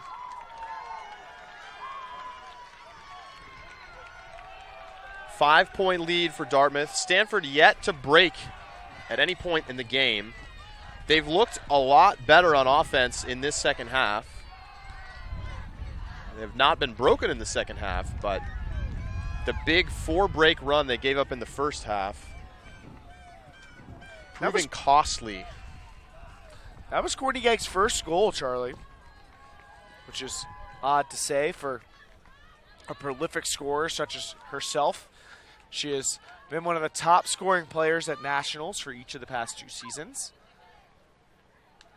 as Stanford has advanced to the finals in both of those years. So, as a college player, her entire, and in fact, in Courtney Gegg's entire Ultimate career, she's never not advanced to the finals.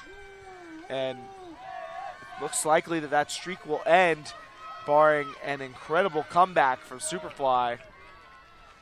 Team this good, you don't want to write them off yet, but Dartmouth has held control of this game since its beginning. Just broke to start this game and never really looked back.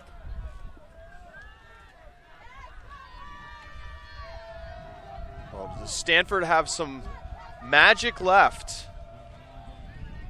Coming off of a national championship a year ago.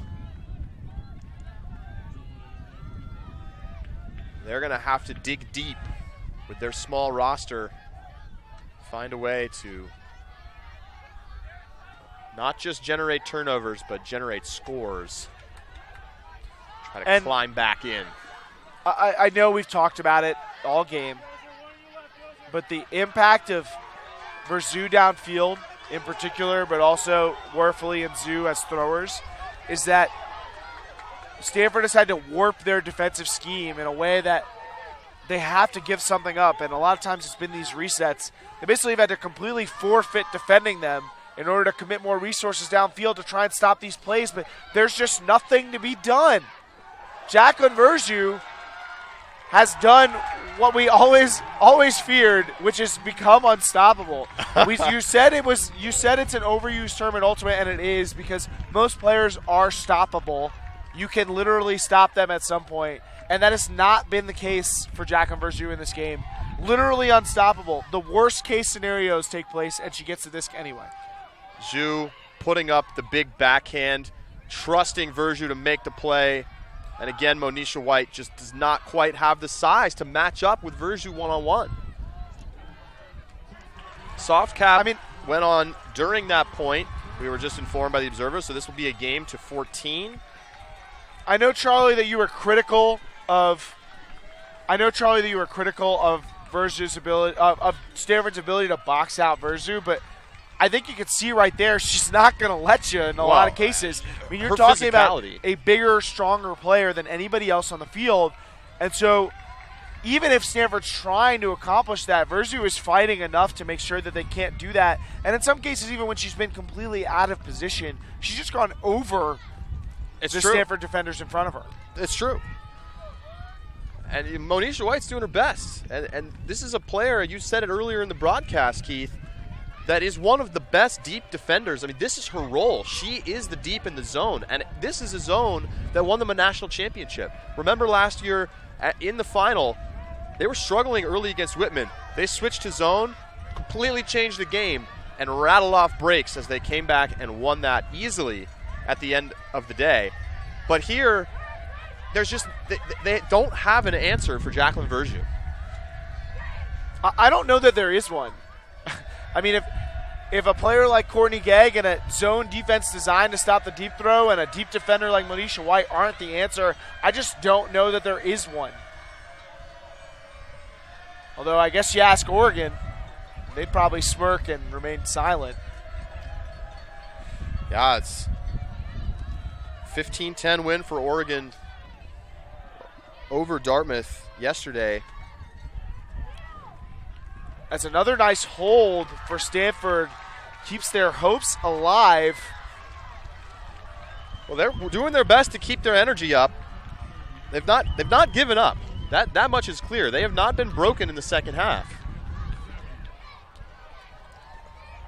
But the hole may be too deep at this point. And I'd like to take a moment to, as we take a look at this play from Stanford, to remark on Shayla Harris's development as a thrower. She's thrown some very nice throws in tough conditions this game, and as an offensive player, she has developed in a big way. She's just a junior, so she'll be back next year, but she is a really dynamic player if she could open up that offensive skill set, because she's got a ton of athleticism. She's a shutdown defender. Just a note, there is a hard cap in this game. There are no hard caps on the semis or finals, but there are indeed hard caps in the quarterfinals. So in about 18 minutes from now, the hard cap will go on. So there's not only the pressure of not allowing Dartmouth to get to 14, but also the pressure of getting back into the game quickly enough in order to not get shut out by the hard cap.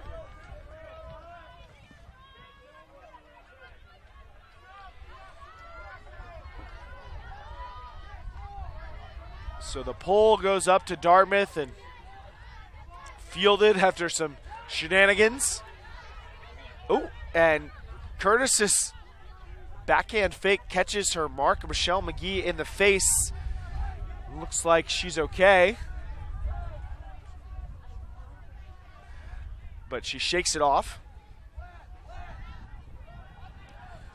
We will get you round of score updates at the next opportune moment, because there are some surprising results going on in the quarterfinals here at the Division I College Championships.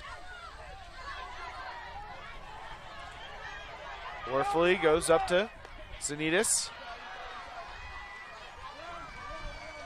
Now here's Worfley looking for Zoo. Well defended by Gegg. Here's another jump ball for Verzu, and even she can't make the sidelines move. And that one goes out of bounds.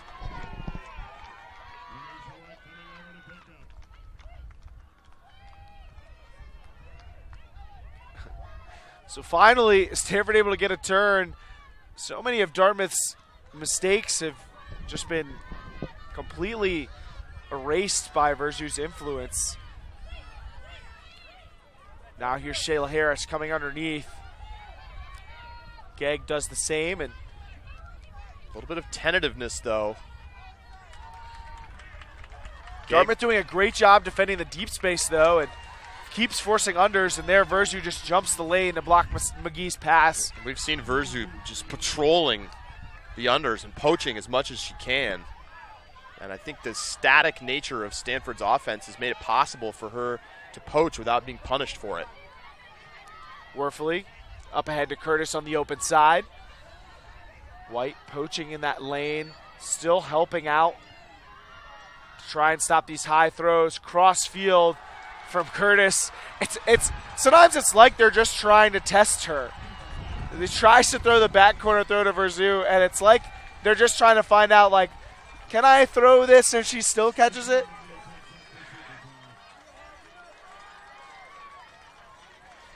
Another chance for Stanford. They've yet to convert on these types of chances this game. Have yet to score on a defensive point. No breaks.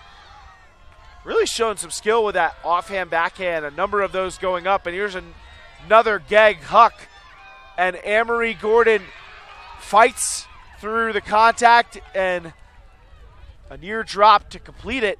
Dishes back to Gegg, and then that one is too low, and it's another squandered opportunity by Stanford. Snake bit. I mean, Gegg makes a beautiful forehand huck and then has to make a 5-yard pass, and she can't do it.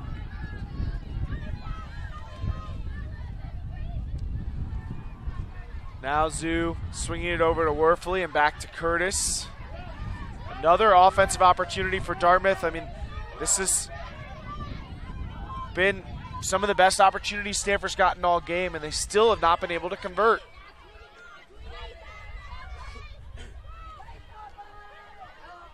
Zoo still dutifully marching as a reset handler. She's played almost every point in this game and still looks fresh. Verzu looking to the end zone, outside in forehand, but just a little too far in front of Caitlin Lee, whose bid cannot collect Dartmouth a score. Third chance for Stanford. How many times have we watched their D-line take the disc all the way to the red zone and then fail to convert on the final throw? At least 4 or 5 times this game, and already once on this point. Abrams finally make some strides. And now Sandino looking for an option. And again, I have to remark on the quality of the deep defense played by Dartmouth in this game. Stanford loves to put up the deep throw, but Dartmouth has not yielded much separation in those deep lanes at any point. Good reset defense. Forces Zhu to a high stall throw, and it's over everybody's head. So probably the longest point of the game. Multiple changes of possession in both directions. Stanford fighting to try and stay alive, trailing 12-7 and running out of opportunities and time. The clock is ticking here.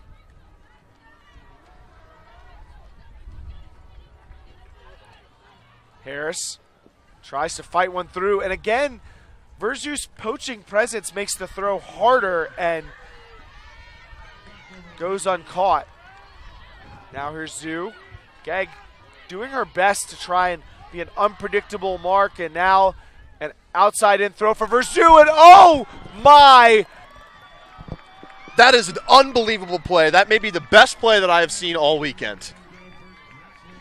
I'm speechless. I don't know what to say.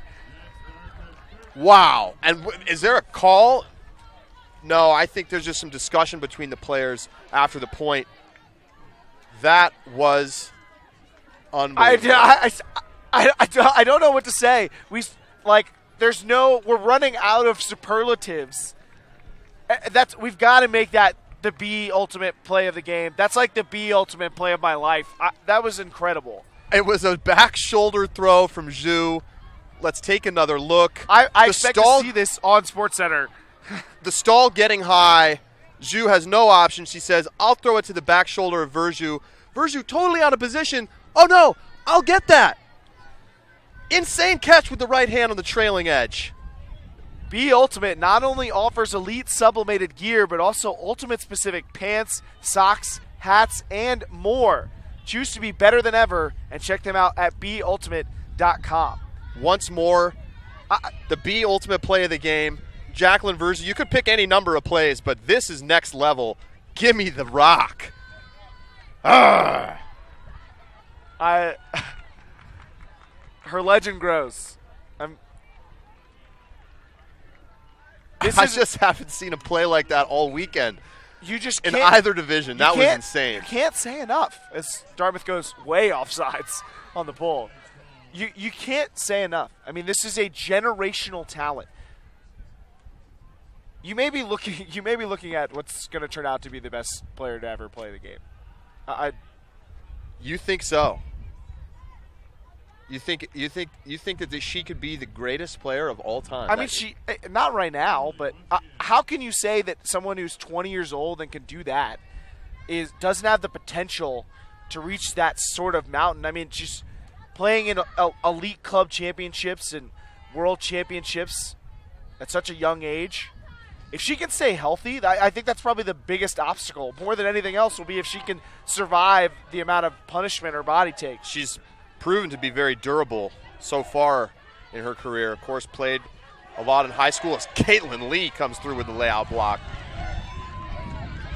And yeah, I agree, Keith. I think the potential is certainly there. And we've seen every skill set on display in this game. I get that it sounds outlandish, but she's doing things no one else can do. There, Caitlin Lee, though, coming up with a big block underneath on Gegg, who has a lot of height on her and plenty of speed as well. You can see why Caitlin Lee is in line for a lot of recognition,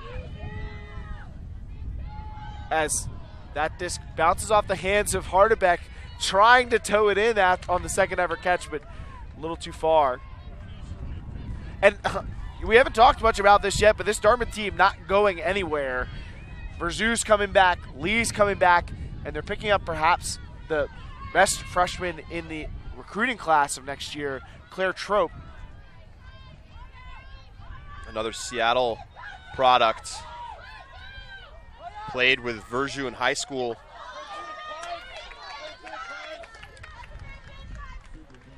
A big bid from Thompson trying to catch that throw, and I think she may have knocked the wind out of her. Gasping for air, and most of us have felt that at some point. Tries to take a moment to calm herself.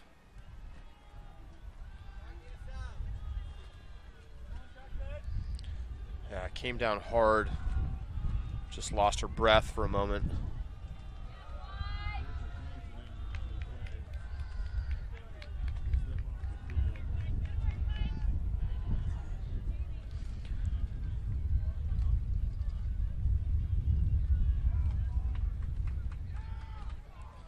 So Thompson will take a sub. Anne-Marie Gordon enters the game.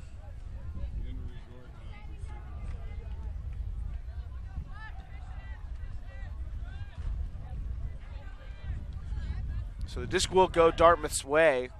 Lily Eisner gets ready to pick up.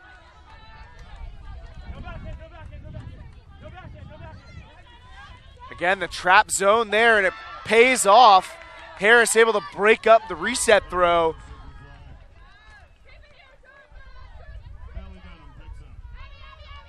And I talked about this a little bit in the first half, but one of the things that's impressed me most about this Stanford team is their ability to transition into zone defense in just seconds. Even when the opposition catches the turnover, they've been able to switch modes with true quickness. There, Monisha White's offhand backhand pushed back to the earth by the wind. Now, the Dartmouth offense back to work, but Lee rushing a backhand, and it sails out of bounds, catching some air as well.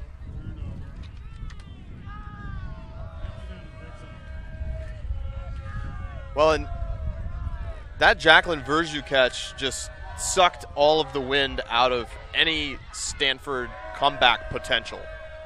And we've kind of entered a slogging point here, but Stanford finally marches through as Monisha White fires a flick into the end zone for a hold. But with a 5-point deficit and only about 5 or 6 minutes until the hard cap, Dartmouth has wrapped this one up, and they're going to advance to the semifinals. And a credit to Stanford's offense to find a way to plug the holes that were really just taking over in the first half. They've held on every offensive point in the second half, but just came too late. They gave up way too much ground to a team of this caliber.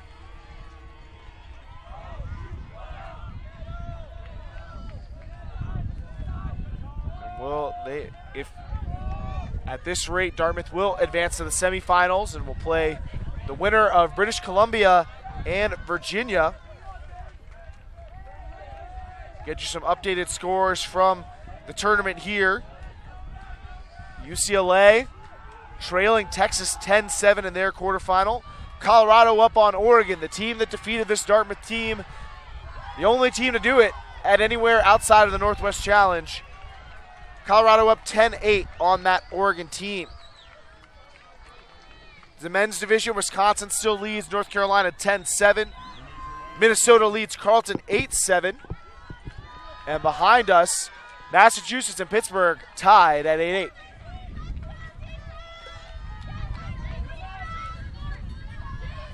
Zoo up ahead to Curtis with Gordon in coverage.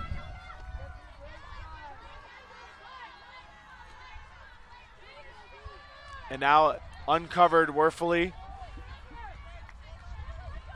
as the deep poach stands back to try and stop some of these jump balls. Free resets, but the switching defense trying to force the Dartmouth offenders to make adjustments constantly to figure out who should be cutting, who should be active, and where the throwing lane is.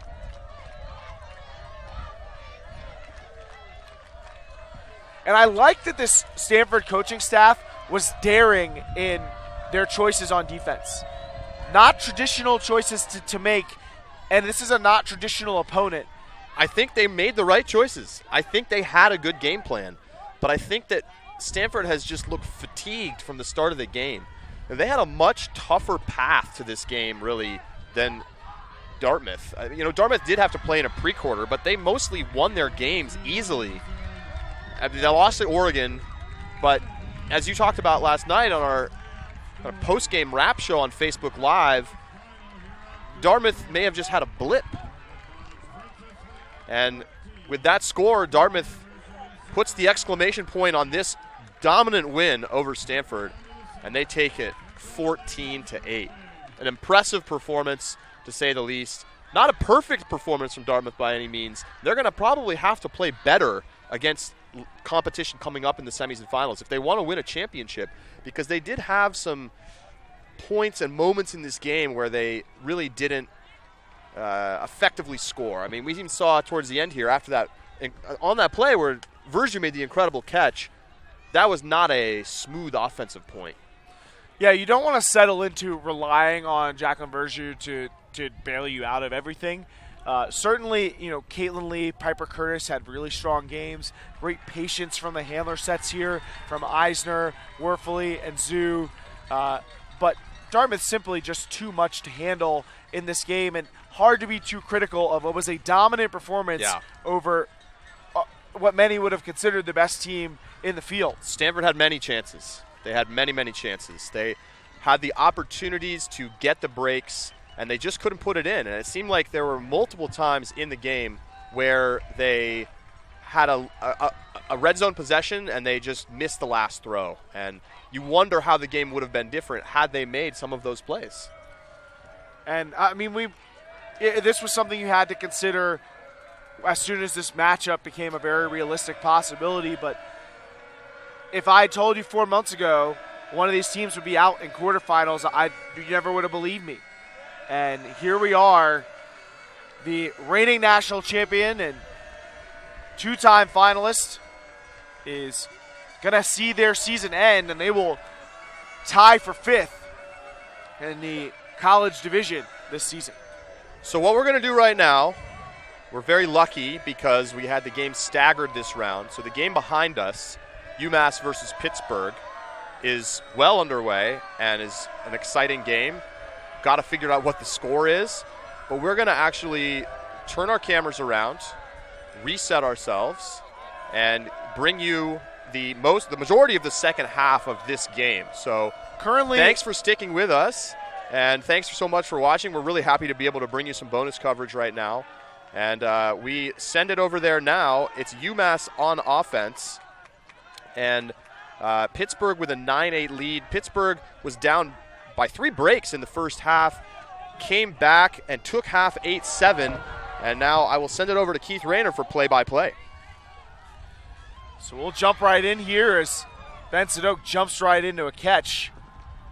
But an injury perhaps, or a foul call on a earlier play may send this back on continuation.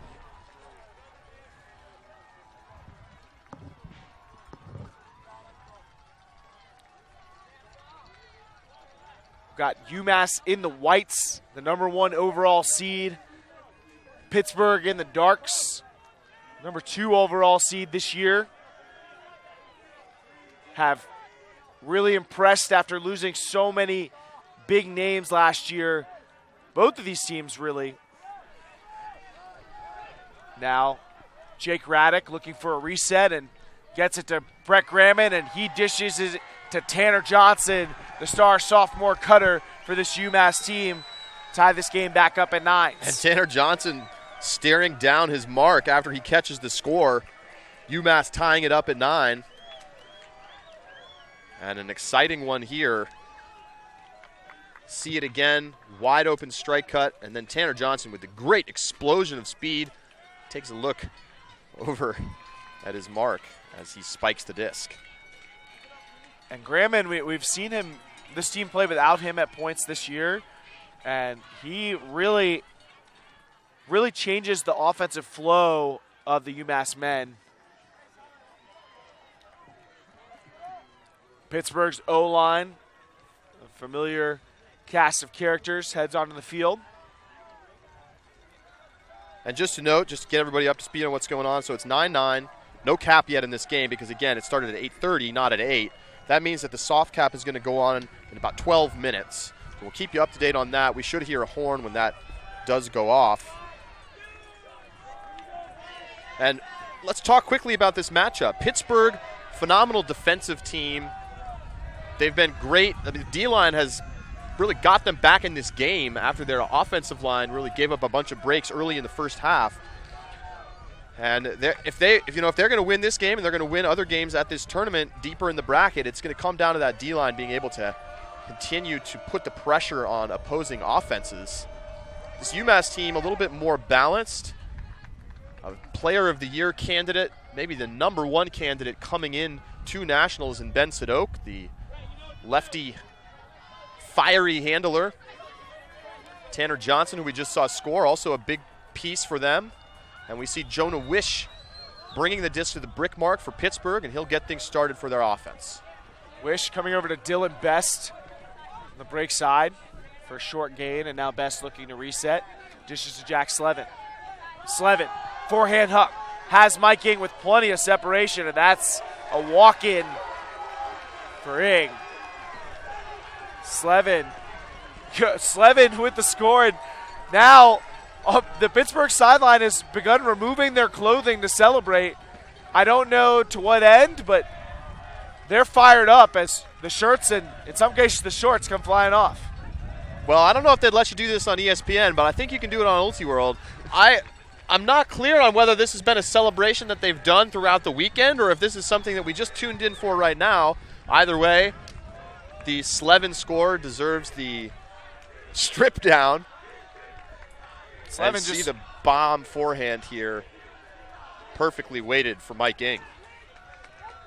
And there's been so much talk over the past 2 seasons about sophomore Tanner Johnson, but sophomore Mike Ing, hot on his heels, is one of the best second-year players in the country, has become a remarkable defender, an exceptional cutter, and both played elite mix this past season in the club circuit. Ing with Philadelphia's AMP. Tanner Johnson won a trophy as a member of Slow White, helping lead them to their first ever club national championship. So the pull goes up. Fielded there by Nico Mueller, the international acquisition for this Massachusetts team. Mid-season signing, so to speak. Here's a big throw from Brett Graman, and remarkably similar to the execution of Pittsburgh's offense. Tanner Johnson just walks it in for the catch. The close, however, stay on for UMass. Brett Graman, critical player for this team. Won Rookie of the Year 2 years ago after a stellar campaign with UMass. Had a bit of an off year last year, but has been big for the team. Product of the Texas Youth Ultimate scene.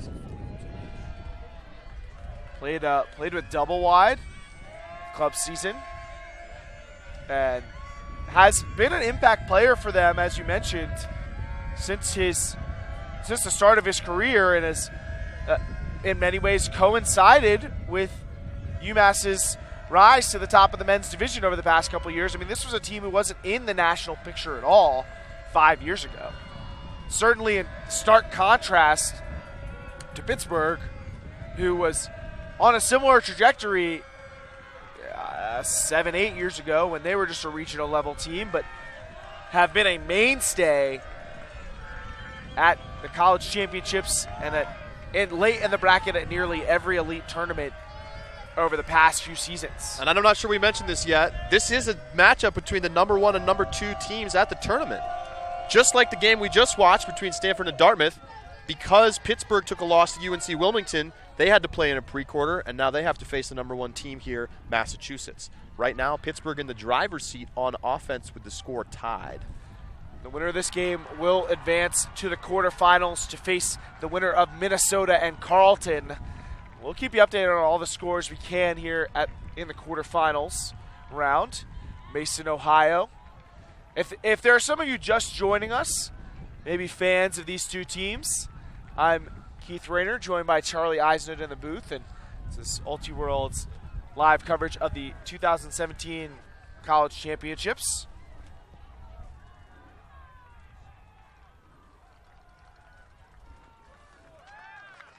So now the injury being resolved, and looks like Gremmen's going to stay on the field, however. So looking to tough it out. Texas tough, that boy.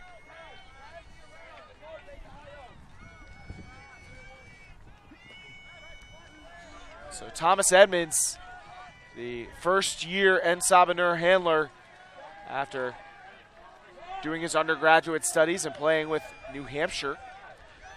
Edmonds has loved playing for Pittsburgh. Talked to him about how much he's appreciated how much he's learned under head coach Nick Kazmarek. And he's been an important part of the offense for Pittsburgh. Slevin, the around break to Andrew Lemberg. Lemberg dishes up to Wish. And the junior handler finds Ing with an around backhand. Ing bids to save it, but a call downfield will stop play. And Mike Ing has slowly and a little bit quietly become one of the best players on Pittsburgh. Only a sophomore. I expect Mike Ing to be a huge part of their success over the next couple of seasons. He could be a Player of the Year candidate in 2018, Charlie. I agree with that, Keith. Jonah Wish looking to find a reset option. Edmonds squirming in the backfield, and a layout block for Massachusetts. Jared Medor using all of that 6'3" length to knock away the throw to Slevin. Now Mueller with the disc for UMass. Nico Mueller, a late addition to the roster, but an important one, a captain of the German national team. Oh, Mike Ing, folks, with a full extension fingertip block. And that's the kind of layout block that some players just can't make. Getting that layout D on the under, that's the one that you have to be able to get if you want to be a high-level defender at this level, and he certainly is. And earns this offense another chance at a hold. Layout grab there from Dylan Best. One of the vets of this O-line has been cutting for Pittsburgh for a number of years, and he dishes over to Jimmy Toll. And Pittsburgh manages a hold and will keep their advantage, now leading 11-10.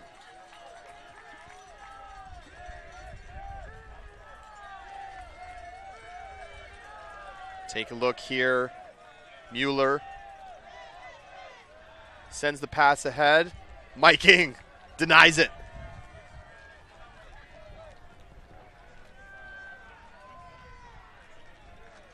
And I'll tell you, I think one thing that I've noticed about Ing this year is he looks a lot faster than he did last year. He looks like he might have been hitting the track, and it's paying off. This Pittsburgh team has looked maybe more fit than ever before. And it certainly enhanced the intensity of their defensive play. And their D-line has really led them this year. It's remarkable to see how much the D-line has gone from being really one of the worst at nationals to being one of the best at nationals in just a season. And there's a lot of players who've been a part of that. Carl Morgenstern, their Callahan nominee. Talked about Ing. He's playing offense right now, but really sort of more naturally a D player and has mostly played defense for them. And really, this has turned from an offensive team to a defensive team, just spun things around 180 degrees. Our men's coverage is brought to you by Spin Ultimate. Spin Ultimate, custom team uniforms and branded apparel since 2007. Fresh designs to make your ultimate spirit shine on the web at spinultimate.com.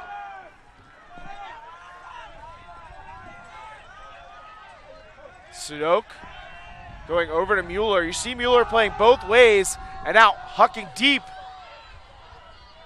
Solomon McMahon runs it down. Another easy deep score for UMass. And after Pitt had to work hard through a hold, UMass does it in 2 or 3 throws. Both offenses looking crisp. We're going to have a good one down to the wire here. The cap going on at any moment. Mueller comes under, sets it up, and bombs the backhand. Dropped in for the score. And vocal Pittsburgh alum Isaac Saul tweeting at us, Mike Ing is the best sophomore in the country. And I'll tell you what, with potentially his number 1 contender on the field, perhaps either one of them can prove it in this matchup. A few others come to mind as potential best in the country. Joe Freund, Virginia Tech. Tanner Johnson for UMass. But certainly Mike Ing has proven, I think what's most impressive about Mike Ing is how much he has improved since last year. He was a good, very talented rookie. Clearly made an impact, but he's made a big step forward this year, and you're seeing that in this game. If you had a chance to watch Ultiworld's men's college highlight reel from our regular season cut, Mike Ing has probably my favorite play of the regular season. Just a gorgeous inside-out backhand huck to Sam Van Dusen from Florida warm-up, and he just also has developed his offensive skill set in a way I don't think we knew he could. And now we get that matchup on the field. I don't know if maybe they heard us, but Tanner Johnson defending Ing downfield. And now Mueller defending Jonah Wish. Wish high stall and manages a very nice scuba over to Ing. Johnson moving on the mark. Slevin with the quick throw up ahead to Wish. Wish tries to break back, but maybe rushing it a little bit. And I'm not sure what Slevin maybe misheard a call. Maybe thought there was a foul call. So tried to throw the disc back, but it was just a turnover. So Sudok picks up. Mueller streaks. Sudok takes the swing. Now Mueller with the disc, and you can already tell how involved he is. And look at the poise from the veteran. German national team captain burns a timeout, knowing a break can give Massachusetts the lead and put them in the driver's seat. College season coming to a close tomorrow. We're hoping the weather holds later today. Semifinals begin at 11:30. Coverage on the ESPN app.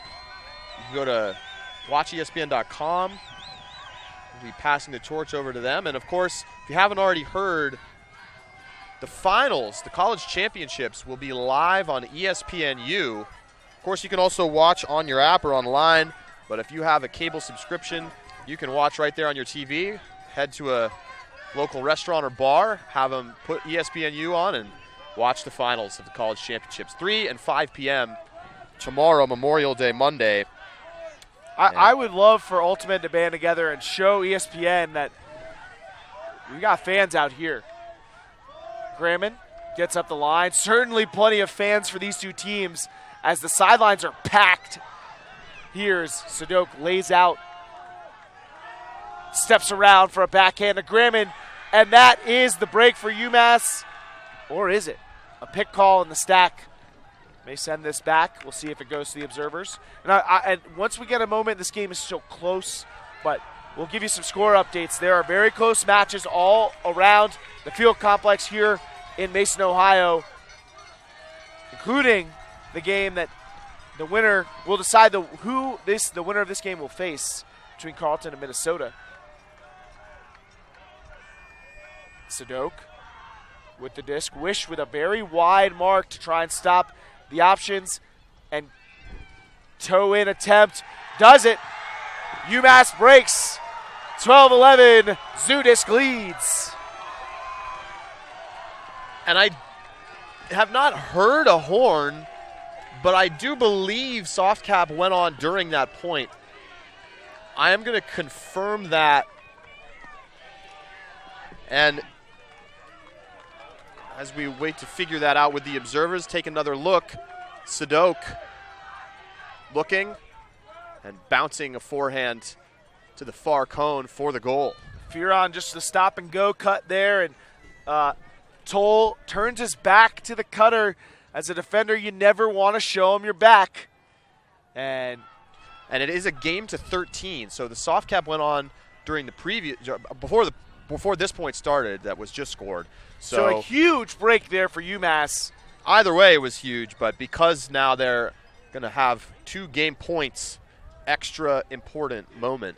So Pittsburgh with a hold can force double game point. So the winner of this game will move on to face the winner of Carleton and Minnesota. Close Carleton game. On a 6-1 run breaks and now leads Minnesota 11-9 in a game to 12. So Minnesota, the reigning national champions, hanging on for their lives against Carleton. UNC Wilmington close to finishing off Washington. They're up 14-10 in that quarterfinal. In the women's division, Colorado with a 14-10 lead on Oregon. Looking to salt that one away. Now, 14-11. So that game probably nearing its conclusion. Texas also taking care of business against UCLA. They're up 14-9 at last count.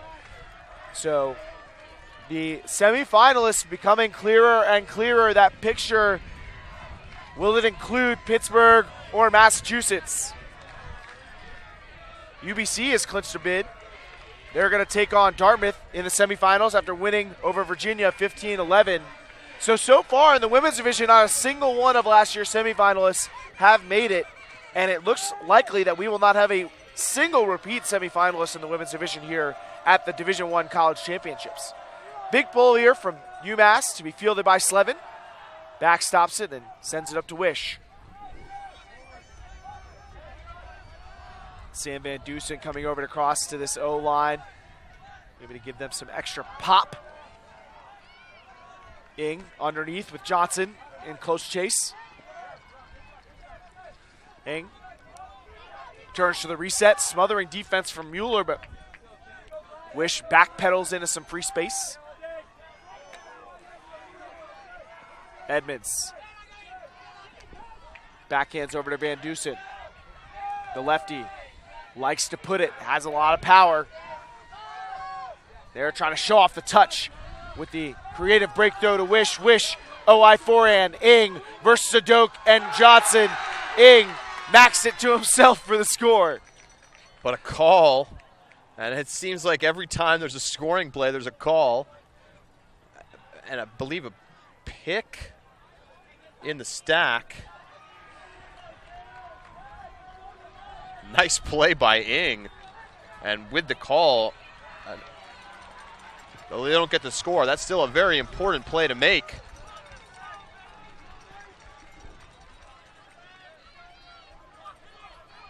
Minnesota holds to keep it within 1. Carleton up 11-10. Minnesota just a point away. This game coming down to the wire as well. UMass a point away. A very low throw from Wish. And this is going to be a blade of grass kind of argument right here as UMass calls it down.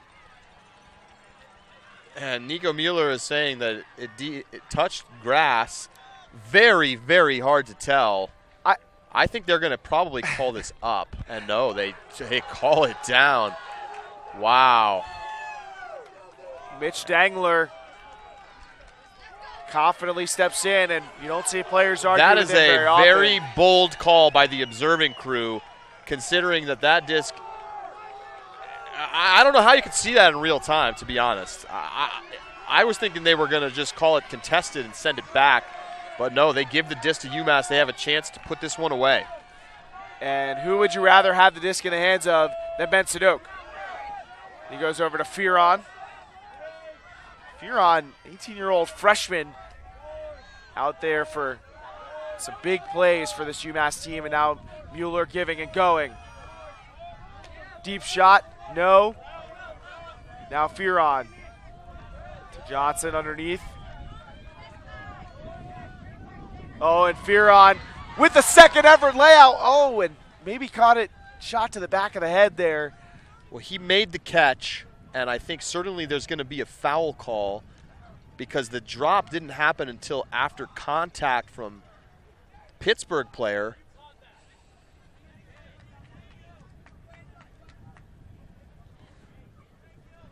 So let's take another look at this one and ensure that Fearon made this spectacular second effort catch. And yes, very clearly lands with the disc in his hand and drops it on contact either with Edmonds or after he is contacted by Edmonds. But on film, very clear that Fearon made the catch. And another tough call for the observers. Take this time to give you an announcement. Colorado has advanced to the semifinals in the women's division, eliminating Oregon for just it's the second time in 8 years, I think, that Oregon has not made the semifinals in the women's division. Check back in, and Sadok gets a couple small window plays, and now Mueller has it on the four-side sideline. Wish trying to cover Sadok in the backfield, but finds some backwards room. OIO break for Sadok. Over to Fearon. High release backhand to Gramman. And UMass just inches away from advancing to the semifinals and ending Pittsburgh's season. Jack Slevin maybe rolling an ankle here. Injury sub. Carl Morgenstern heads in. And Morgenstern, a great defender, but this is a back-to-the-wall situation for Pittsburgh and Sabanur. Yeah. Morgenstern not going to have a ton of opportunity to make an impact so close to the end zone. And just to throw later, Massachusetts Zudisk heads to the semifinals, exercising the ghosts of last year's #1 seed who failed to make it this far, and they end the season of Pittsburgh. 13-11, Brett Gramman into the end zone for Tanner Johnson. And that call on the down call by Jonah Wish looming large. Yeah, that was a surprising call, but the trail observer must have had a good look at it touching grass. And either way, it's UMass with an excellent defensive performance in the final moments of the game to get the go-ahead break, and ultimately they break to win 13-11, your final.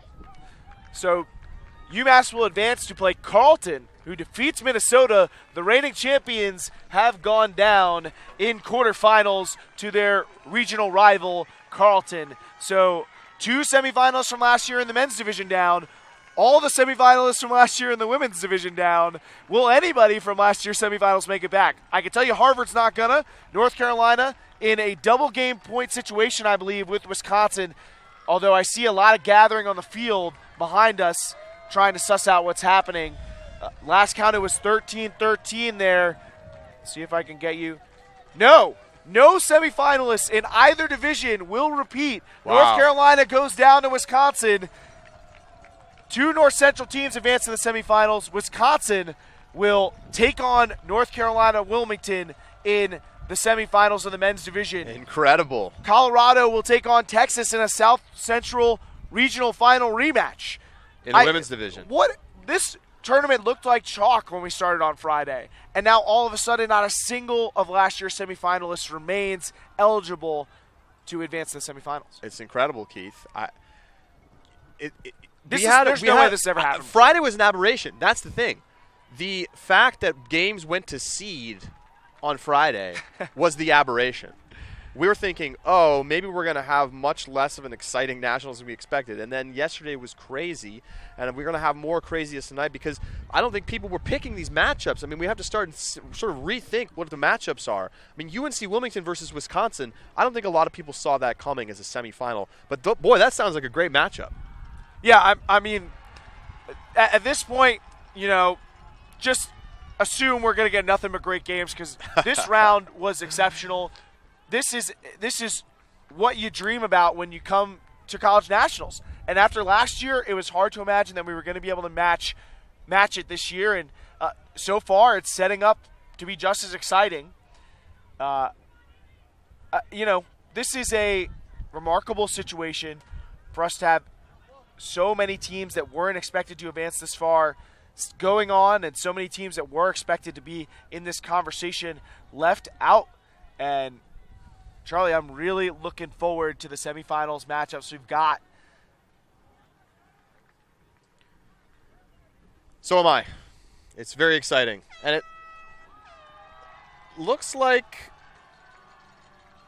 that Wisconsin-UNC game is still going on, Keith. I don't know. Did you see something otherwise on Twitter? Because it looks to me like we're seeing right here on the field, 2 fields over, that UNC and Wisconsin are still fighting it out. That may be the case. Maybe I called it too early. With the cap on, I'm surprised to see that they're still going this long. We're going to keep our camera on that game. Kind of a big deal over there.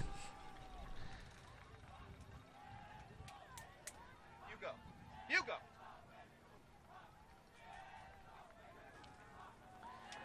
So we'll try and bring you what we can of this game.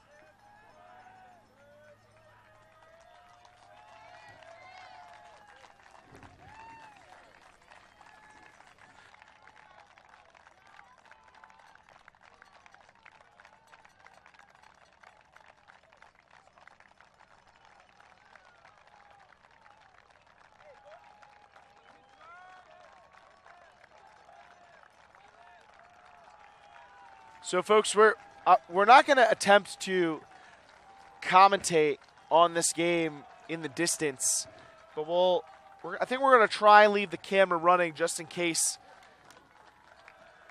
we can pull something together here. We're trying our best here at the Fields. So we want to bring you as much great Ultimate as we can. Trying to see if I can get you a update on the situation there.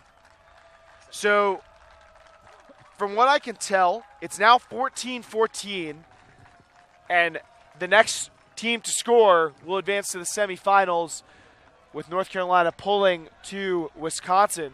So still hope for one of the 8 semifinals of last year to advance to the semifinals again, and that lone hope is North Carolina, but they're going to need to break Wisconsin in order to do it. Wisconsin in the baby blues. North Carolina in black, befitting their name, Dark Side, and the baby blue, of course, the longtime color of this Wisconsin team. So it looks like there may be a timeout on the field as basically the teams try and get psyched up, go over the strategy. The winner of this game will advance to play UNC Wilmington in the semifinals. So we've already got Massachusetts and Carleton And then we've got Wilmington and whoever wins this double game point between North Carolina and Wisconsin. That's a slate you can get excited about, folks.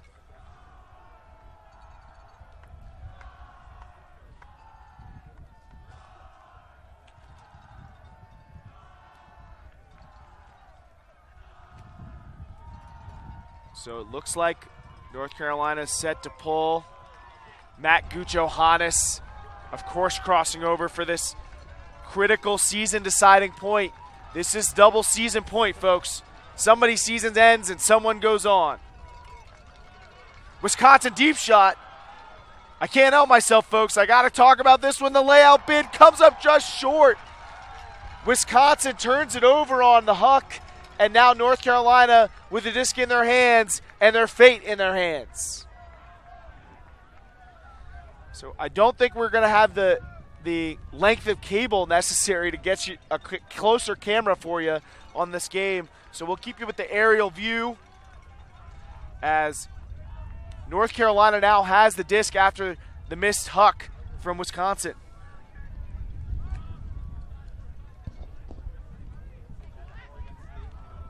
Double season point between North Carolina and Wisconsin. Long throw, blocked by Wisconsin. Look at all the fans on the game. As soon as this Pitt UMass game ended, everybody flooded over there. Well, there is no other game going on at the field complex. And this feels a little old school, Charlie. Old school Ultimate. Just line the sidelines, a wall of bodies. There's something special about watching Ultimate at a tournament. And this is a classic college nationals. Oh, layout D from UNC. A dark side sidelines fired up. Wow. I believe that was Nick McLeod with the block. It's hard to tell from here. Might be Guccio-Hannes.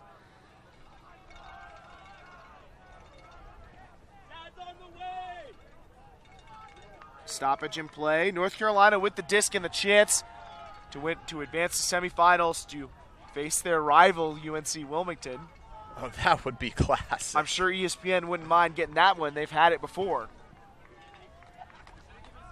That was a great game at regionals as well. UNC getting a close win over Wilmington. They had to come back to win. Another stoppage as UNC tries to advance up the open sideline. One of the downsides of having a full sideline of spectators is it's hard to get you a full broadcast, but take what we can get in this situation. We'll just keep you up to date as best we can. Obviously a little bit difficult, but we see UNC into the end zone. Guccio-Hannes scores. North Carolina advances. So we get the Atlantic Coast rematch. UNC and UNC Wilmington will face off in the semifinals for the second time in the last 3 years. I can't remember. It was a couple years back when they faced off, maybe 2014. I mean, maybe you could say I'm stretching for this, but the two divisions in the women's and men's mirror each other in so many ways. We have this 1-2 matchup in quarterfinals, and one of the top teams goes down. Now you have a regional final rematch, a hotly contested rivalry in semifinals. In the women's division, it's Texas and Colorado, and in the men's division, it's Wilmington, North Carolina. Well, a phenomenal quarterfinals round comes to an end as UNC finishes it off 15-14 over Wisconsin in a classic game. I'd like to thank you so much for joining us this weekend. This is our 8th and final broadcast. I mean, you could sort of call it our 10th, I guess, as we got to the second half of Pitt UMass and the final like moments of 8.3, okay. 8.5 or something. something. We could take 8.5. I'd like to say a big thank you to our video team. We've all been working really hard. Our crew has been amazing. Big shout out, Jesse Goldstein, Aiden Shapiro-Layton, Hugo Soder. He's Keith Rayner. I'm Charlie Eisenhood. Thanks so much for being with us. We now pass the torch to ESPN. Semifinals get started at 11:30 a.m. And again, if you've enjoyed our coverage this weekend or any of the coverage we've done over these past 4 nationals, I believe this is my 9th straight college or club nationals, as yours as well. Yes. If you've enjoyed the coverage over the past 5 years or looking forward to what we can do for you in the future, don't forget Worlds is coming here in 2018. We would really appreciate your support. We're in the middle of an important subscription drive. Without your support, we will not be able to continue to do the work that we do. And we want to bring you the best in Ultimate news coverage. So please head over to ultiworld.com/subscribe if you have not already done it. And if you have, tell a friend, tell an Ultimate fan, hey, we feel like we have something special here, and we love your support because we really need it to continue to do the work that we do. Thanks so much, everybody. Signing off for the Ulti World broadcast, Charlie Eisenhood, and we'll talk to you again at a tournament very soon. This game is brought to you by Spin Ultimate, proud to sponsor Ulti World's 2020 college coverage. Visit Spin Ultimate on the web at spinultimate.com. Every time we press the license, we play better. Let's go, keep down the trail. An Ulti-World subscription gets you closer to the players and personalities you care about with game video, in-depth written and video analysis, He's going to take off deep, but what he does is very simple. documentary shorts, And we've played Brute Squad before, and it just feels a little bit harder to lose this year. and a whole lot more. To get your subscription or learn more, go to ultiworld.com/subscribe.